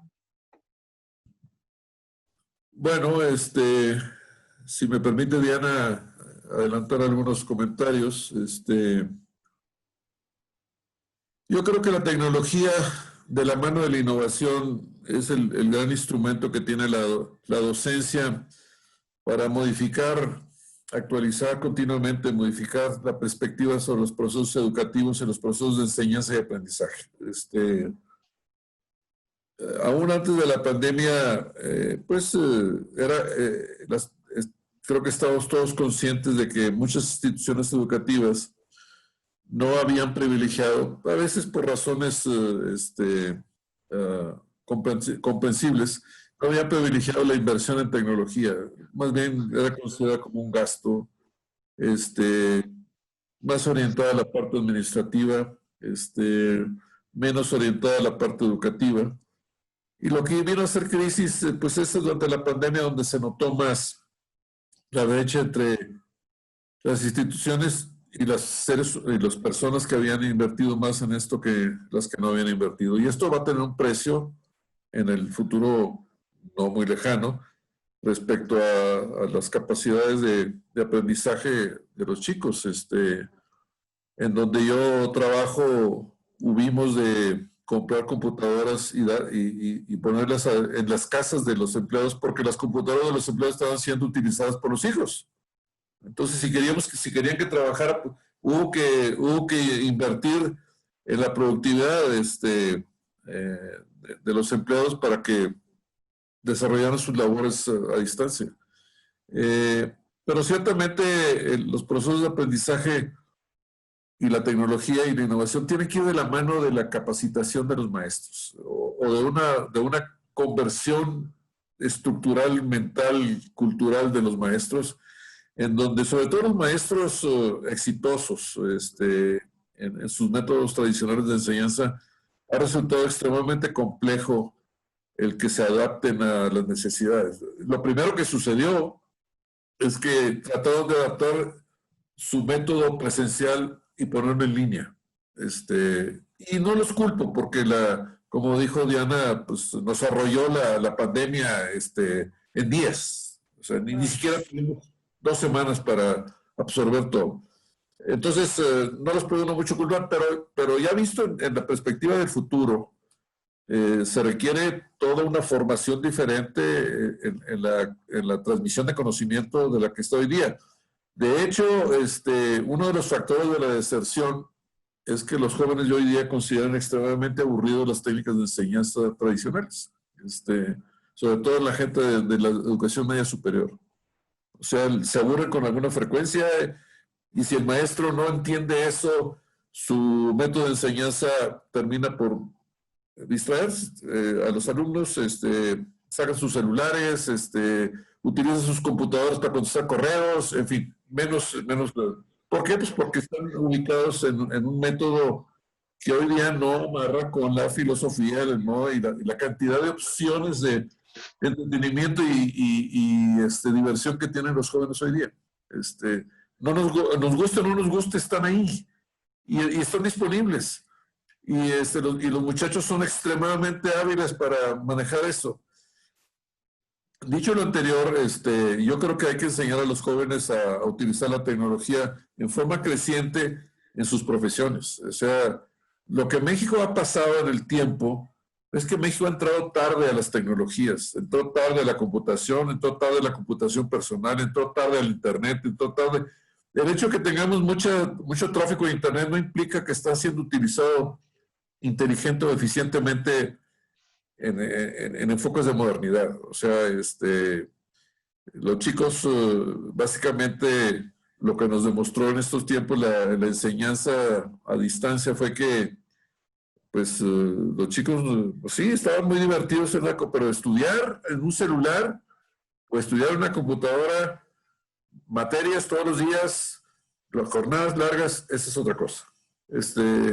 Y bueno, esto fue entre marzo y, no sé, julio que se terminó el semestre, y ahora que arrancamos, pues vemos mejorías en las técnicas de enseñanza de los maestros con respecto al ciclo anterior, por razones obvias, pero todavía camino por recorrer. Nos preocupan mucho las brechas, porque hay muchos chicos que estudian en universidades, en las privadas, becados, pues que no tienen la disponibilidad de tecnología, infraestructura de comunicaciones al alcance, ¿no? Es una verdad. Ni hubo iniciativas de parte de las autoridades para remediar eso, ni está en el presupuesto que mandó la Secretaría de Hacienda. O sea, si mañana hubiera una extensión de la lejanía de los jóvenes de los campus, se haría todavía más grande la brecha entre los que tienen y los que no tienen. Gracias, Leti. Gracias, doctor ingeniero. Diana, ¿alguna participación de su parte? No, nada más complementando un poco lo que comentaba el ingeniero, yo creo que definitivamente es cuestión de tiempo. La tecnología, yo creo que no la estábamos usando como otros países o como debíamos, pero no nada más nos pegó con los chicos, con los estudiantes, con nuestros hijos, ¿no? Yo creo que a todos nos ha pasado esta parte. También a mí me toca verlo en las empresas, ¿no? Las capacitaciones ahora que son por Zoom, y yo que me dedico a desarrollar el talento humano para las empresas, ahí también nos pega bastante, ¿no? Pero a lo largo de estos 6 meses sí he visto avances, sobre todo cuando las personas vemos la oportunidad de la tecnología, de usarla correctamente para nuestros propios beneficios. Entonces yo creo que es cuestión de tiempo ese cambio de chip y en todos los sentidos y en todos los niveles, ¿no? Y sí he visto también mejoría en la parte empresarial con respecto al uso de las tecnologías, pero sin lugar a duda, y como lo comentó el ingeniero, hay muchísima información, pero yo creo que es cuestión de tiempo y es un proceso para usar esta información y las tecnologías a nuestro favor y usarlas correctamente. Muy bien, gracias. Tengo una pregunta más. Dice, ¿qué alternativas se podrían proponer a nivel gubernamental para generar una mejor empleabilidad para los estudiantes recién egresados de universidad ante la contingencia por COVID-19? No tengo su micrófono abierto, ingeniero. Bueno, a ver, algo que nos dicen los empresarios con mucha sinceridad es que si queremos seguir enseñando habilidades verticales propias de las disciplinas, pues está bien. En la condición de que muchas cosas están cambiando muy rápidamente y se obsoletizan con mucha frecuencia.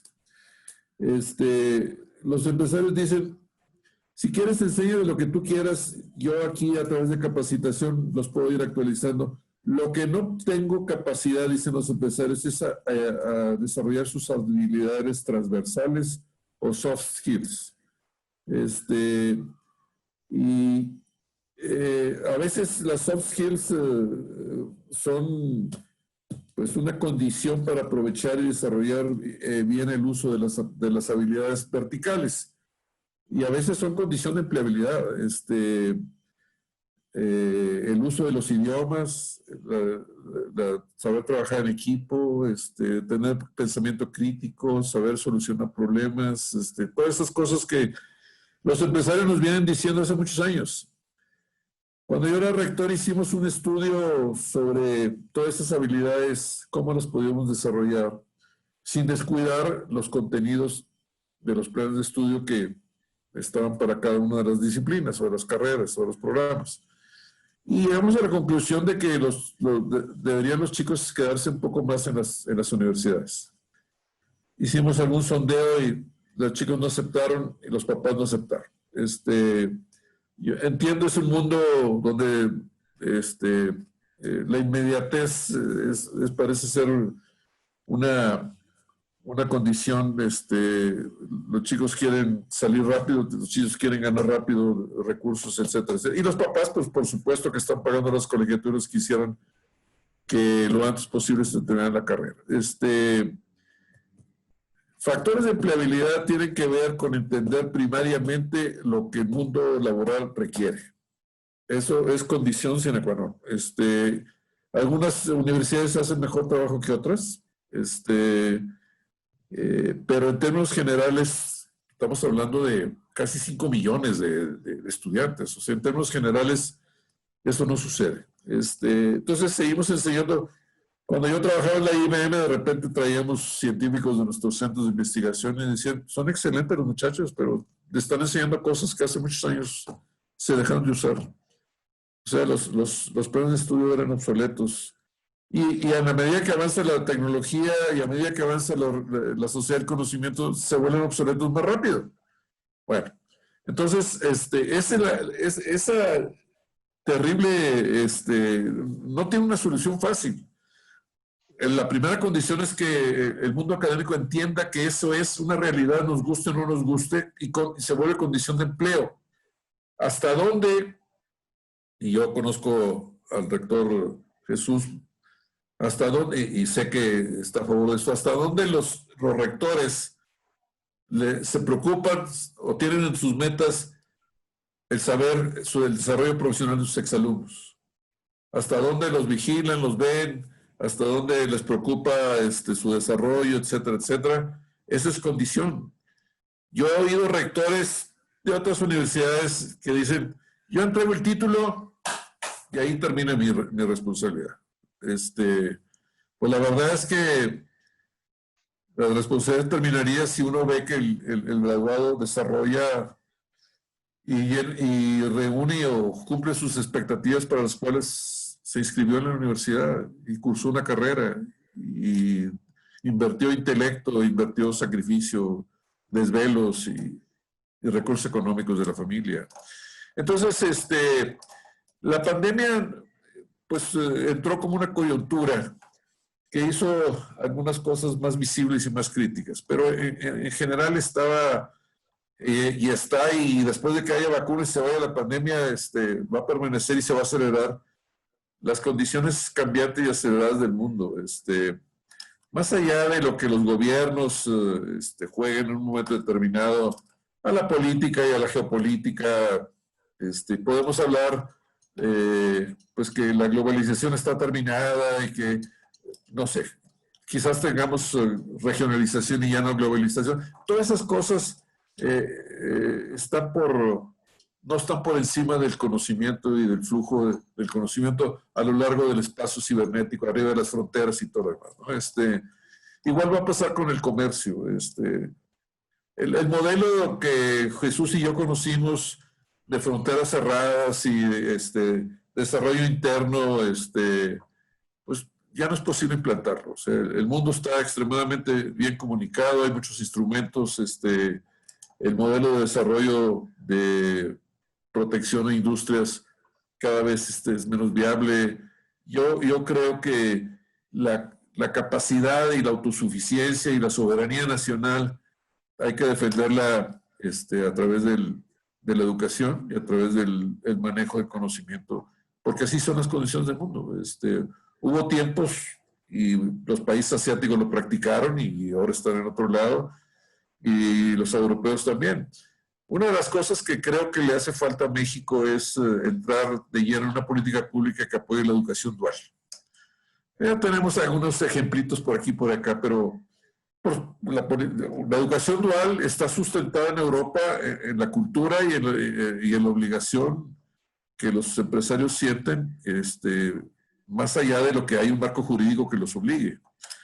Y bueno, acá no le hemos hecho caso hay un ejemplo por ahí que cuando estaba de secretario de Choefet se hizo en educación media superior, pero nunca se escaló suficientemente grande y tuvo buenos resultados. La CONALEP tiene algunos buenos ejemplos piloto exitosos, pero estamos hablando de un México de 130 millones de habitantes. O sea, ¿no? El que tengamos ejemplos de éxito no nos hace estar ubicados en la política de desarrollo y de educativa que requerimos en el mundo actual. Así que la empleabilidad va de la mano con muchas cosas, la tecnología y sobre todo la voluntad de cambio, la voluntad de mover voluntades, dejar atrás tradiciones por más exitosos que estos hayan sido, y entender y manejar el mundo actual, aunque no guste, porque hay cosas que no gustan y hay cosas que preocupan del mundo actual, ¿no? Así que, pues bueno, es una respuesta larga a una pregunta muy corta, ¿no? Seguramente Diana tiene algunas otras perspectivas. Gracias, ingeniero. No, solamente como complemento, y aquí me gustó mucho una reflexión. El mundo académico tiene que entender lo que requieren las empresas, ¿no? Y dentro de donde yo me desenvuelvo, yo veo tres cosas importantes que hoy en día, bueno, han sido siempre, pero ahorita un poquito más con la pandemia. Y son tres puntos. Uno, las empresas voltean a ver hoy en día seres humanos resilientes, porque a veces ni ellos, ni las empresas, hablando de las MIPYMES donde yo me desenvuelvo, tienen la capacidad de desarrollar el talento humano. Y hoy en día con este tema del rezago, el tema de las mujeres, el tema de la tecnología, nos hemos visto en conflictos para poder avanzar en este desarrollo del talento humano. Buscan personas que solucionen problemas y que tengan capacidad de negociación. O sea, ya a veces ni se pregunta el grado académico. ¿Qué resuelves? ¿Cómo resuelves? ¿Qué haces? ¿Qué harías? Diferentes escenarios, ¿no? Y hay un tercer punto que no es el enfoque de esta charla, pero a mí me llama la atención. Ahora los certificados de salud, la salud de las personas es un tema donde las empresas están poniendo ojo, ¿no? Que es algo que pasó durante la pandemia también, pero es un tema ahí personal.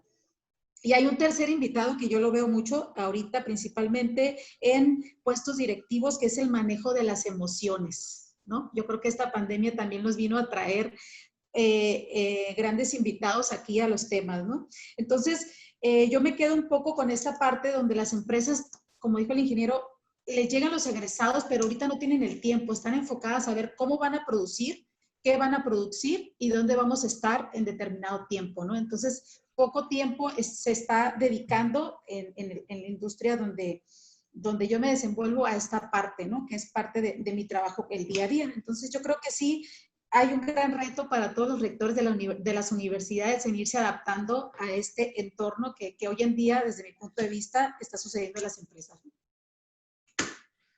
Muchas gracias para Betty, ambos. ¿Sí? Betty. Bueno, yo quiero hacer un comentario sobre este tema que abarca también lo que el señor ingeniero Rodrigo planteaba con mucho acierto. La expansión de la matrícula es necesaria, pero también tiene que ir acompañada de la expansión del empleo.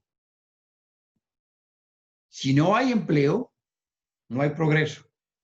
Si el empleo no existe, no trae la gente dinero en la bolsa para ir al mercado.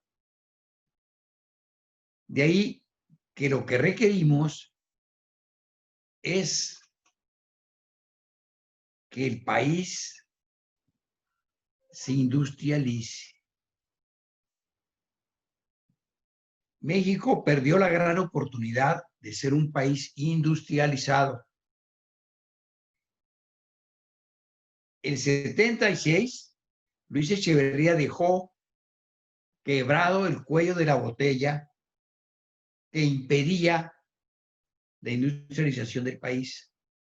Dotó al país de energía, de siderurgia, de petroquímica y de fertilizantes. Y el gobierno que siguió estaba comprometido a impulsar ese gran programa. No fue falta de voluntad de López Portillo, sino fue exceso de voluntad de Estados Unidos de impedirlo. Hay un documento desclasificado por ahí, en el cual Kissinger y el jefe de seguridad del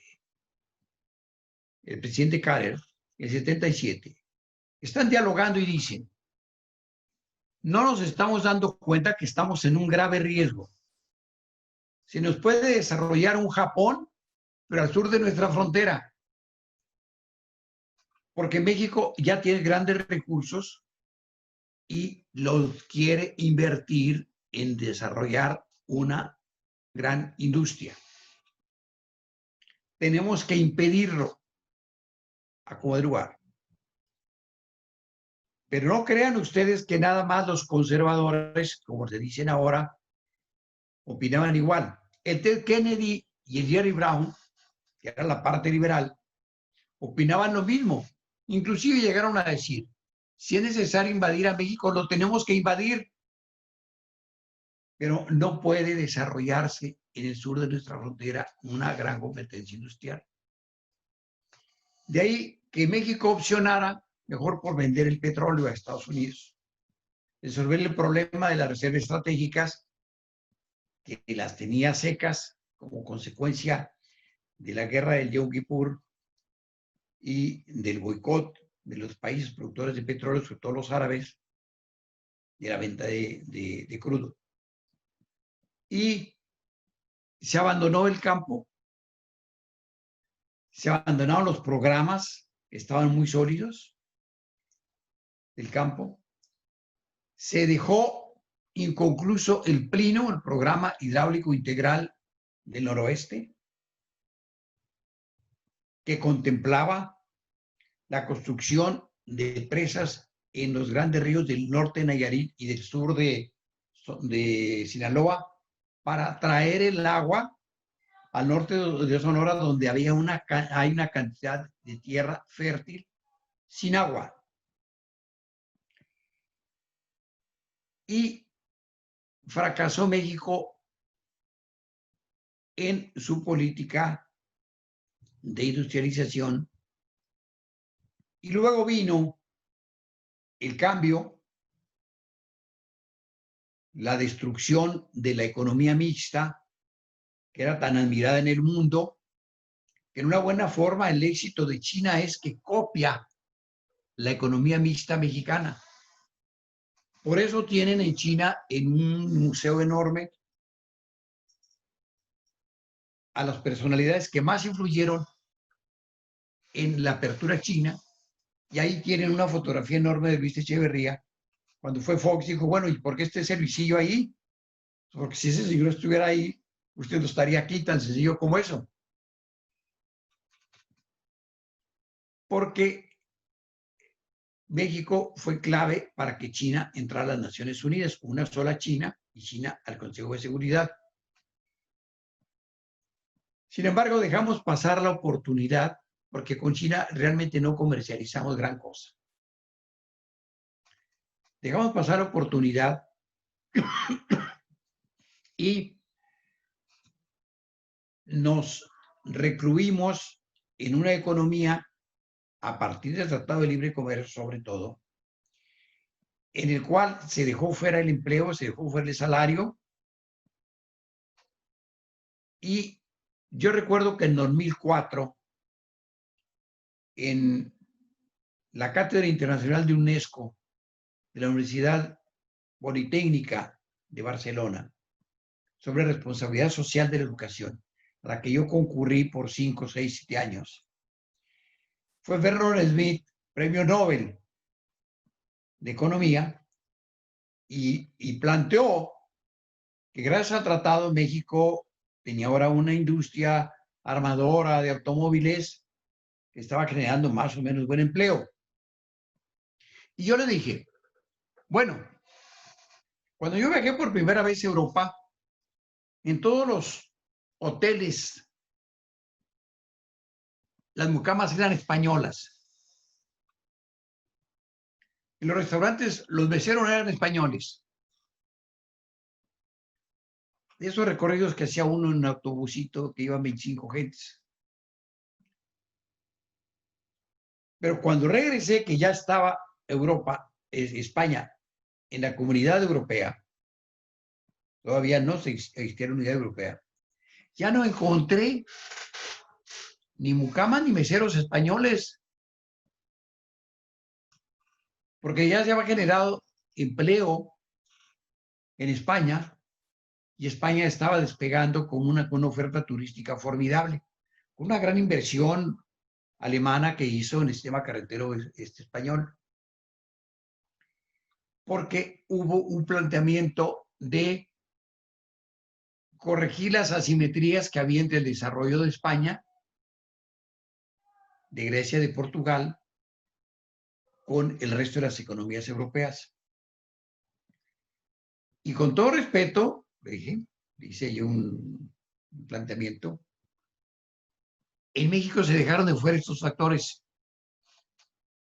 Y usted tiene mucha razón en que se genera empleo en la industria automovilística y ganan mucho mejor que el resto de los mexicanos. Pero usted bien sabe que si no hubieran trasladado sus plantas a México, las hubiera borrado de la competencia de industria automovilística asiática y europea. De manera es que lo que se requiere es mayor equidad o un tratado más equitativo para que haya la posibilidad de desarrollo de México. Porque finalmente sigue habiendo una gran fuga de cerebros y una gran fuga de mexicanos que se van a Estados Unidos. Y eso dejó de pasar en Europa hace mucho tiempo. De tal suerte que se requiere la industrialización de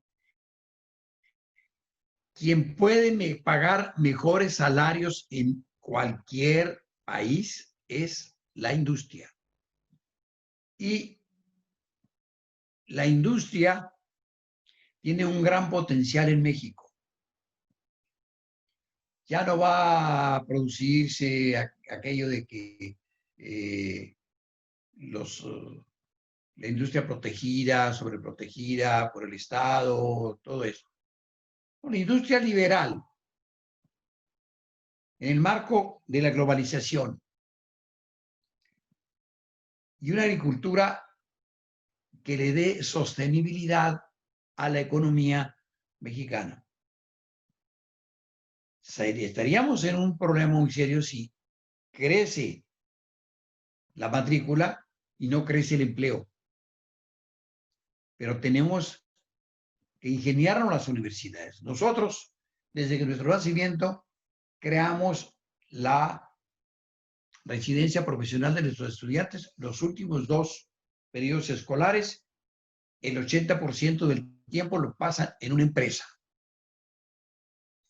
Monitoreados por un responsable que hay en la empresa de la conducción de nuestros alumnos. Hacemos espacios académicos de las empresas y monitoreados por un profesor nuestro, que están en permanente comunicación.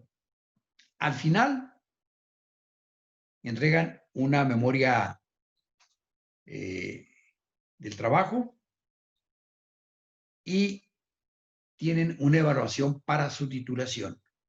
Es un elemento para su titulación, pero es un elemento requisito, no es un elemento que les va a dar el título. De tal suerte que eso nos ha permitido que muchos de nuestros chicos se queden a trabajar en las empresas, o bien si no tienen espacio laboral esas empresas, los recomienden a otras que lo tengan.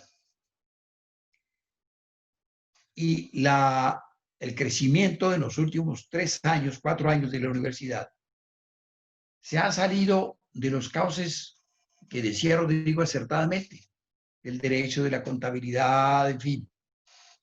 Ahora nuestra principal matrícula es psicología. Tenemos la matrícula más grande de cualquier universidad privada en Baja California en psicología. Pero psicología la tenemos integrada, junto con otras carreras, a una unidad de investigación e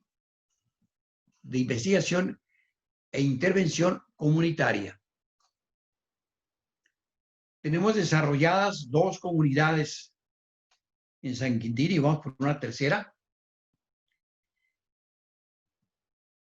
que son autosuficientes.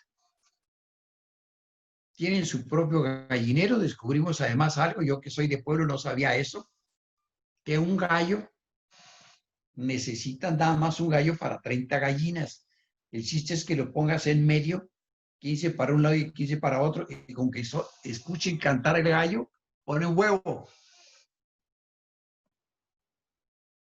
Vino el subsecretario de Educación Superior, ingeniero, y mandó a traer a mi hija, que es muy amiga de él, de Nueva York, y me invitó, que quería conocer lo que estábamos haciendo en San Quintín.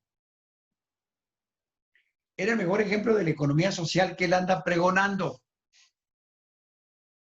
Pues nos dejó plantados, no fue a vernos. Nos encontramos con que decían las señoras, aquí hasta para comunicarnos tenemos problemas porque hablamos diferentes dialectos. Ni siquiera hablamos lo mismo. Y en Tijuana tenemos desarrollos comunitarios importantes a través de esta unidad transdisciplinar de economía, de intervención, de investigación e intervención comunitaria. Y tenemos comercio exterior que ha despuntado mucho. Tenemos ciencias forenses. Nosotros no vacilamos con la licenciatura en criminalística, en criminología, que son parte de las ciencias forenses. Nuestras licenciaturas de ciencias forenses tienen un enorme éxito. Tenemos cine, que se está llevando los mejores premios. Acabamos de ganar el primer lugar en San Diego a universidades norteamericanas. En primer lugar, de gente nueva. Es decir, tenemos que estar buscando innovar. Innovar con las carreras, dotarlos de las herramientas necesarias. Tenemos muchos años con Microsoft. Nos certifican 2 o 3 habilidades, PowerPoint, en fin, a los estudiantes.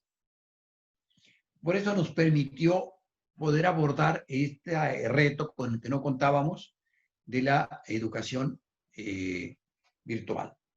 Y además porque lo teníamos muy bien practicado en el doctorado de educación y el postdoctorado. Hoy tenemos alumnos en Colombia, en Perú, estudiando nuestro doctorado y nuestro postdoctorado virtualmente. Y vamos para crear un campus virtual que nos va a permitir expandirnos por toda América del Sur y por otros países. Tenemos alumnos de Estados Unidos que estudian nuestro postdoctorado y nuestro doctorado y nuestro postdoctorado. De manera es que la inducción al empleo va de la mano de la estrategia de las universidades mediante un programa de residencia profesional que verifique la escuela por un lado con su maestro asesor y verifique la empresa con un responsable del desempeño de los estudiantes y que nos diga, ¿sabes qué? Tus estudiantes les falta esto, les falta aquello otro y tenemos tiempo de corregirlo y que se empleen.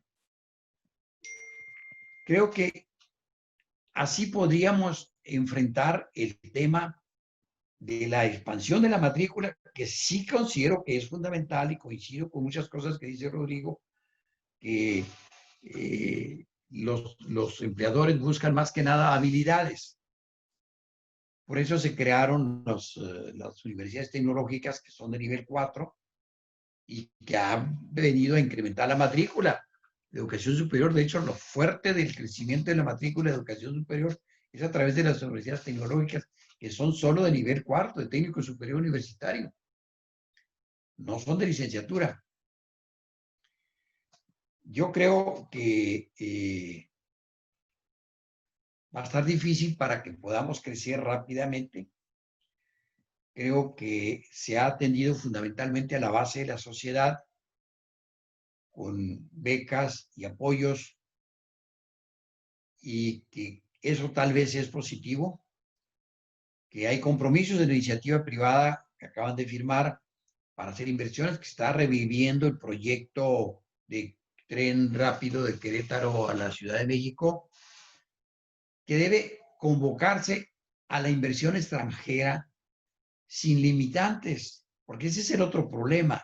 El proyecto del ferrocarril de Querétaro a México se cayó por la presión de Estados Unidos, porque era inversión china.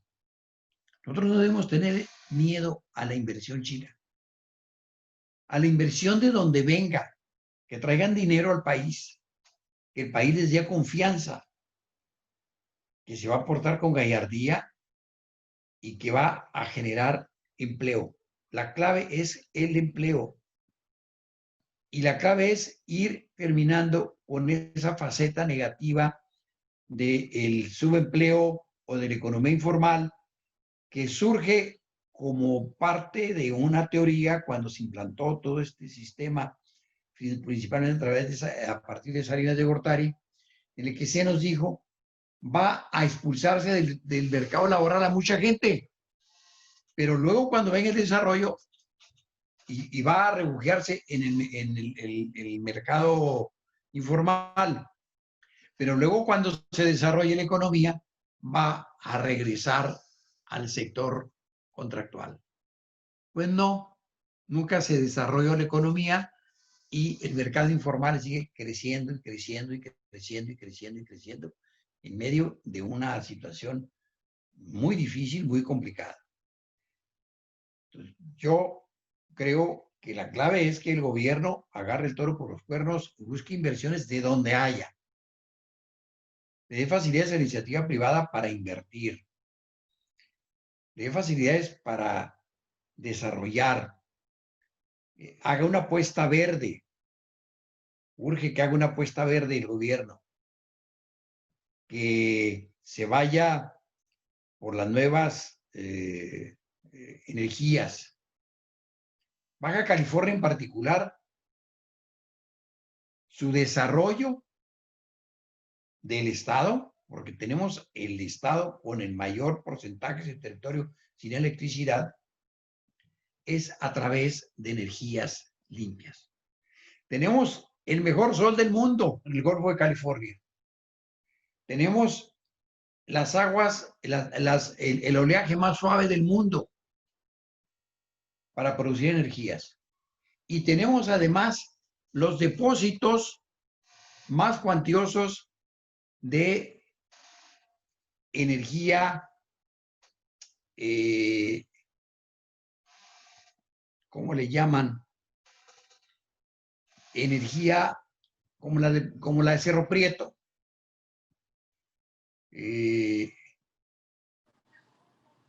En Puertecitos, perdón, en Salsipuedes, hay un corredor de 100 kilómetros de la costa de esta energía y está la depresión Wagner, que está a 5,000 metros de profundidad, en la que se calcula que hay energía suficiente para todo Baja California y las costas de Sonora y de Sinaloa.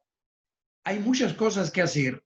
Hay que tener visión en el estado de Baja California para poder cambiar lo que somos ahora, un país arrinconado en la frontera, una Tijuana creciendo exponencialmente, un Mexicali creciendo exponencialmente, y buscar nuevos corredores para el desarrollo de la industria, y solamente puede ser a través de la desalinización y a través de energías renovables.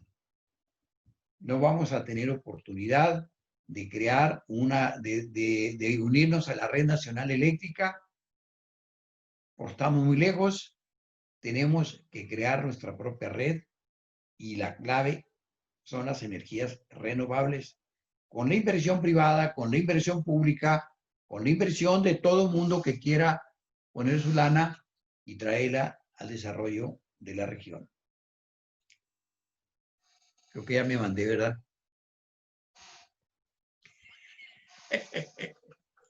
Interesante. Sí, muy interesante.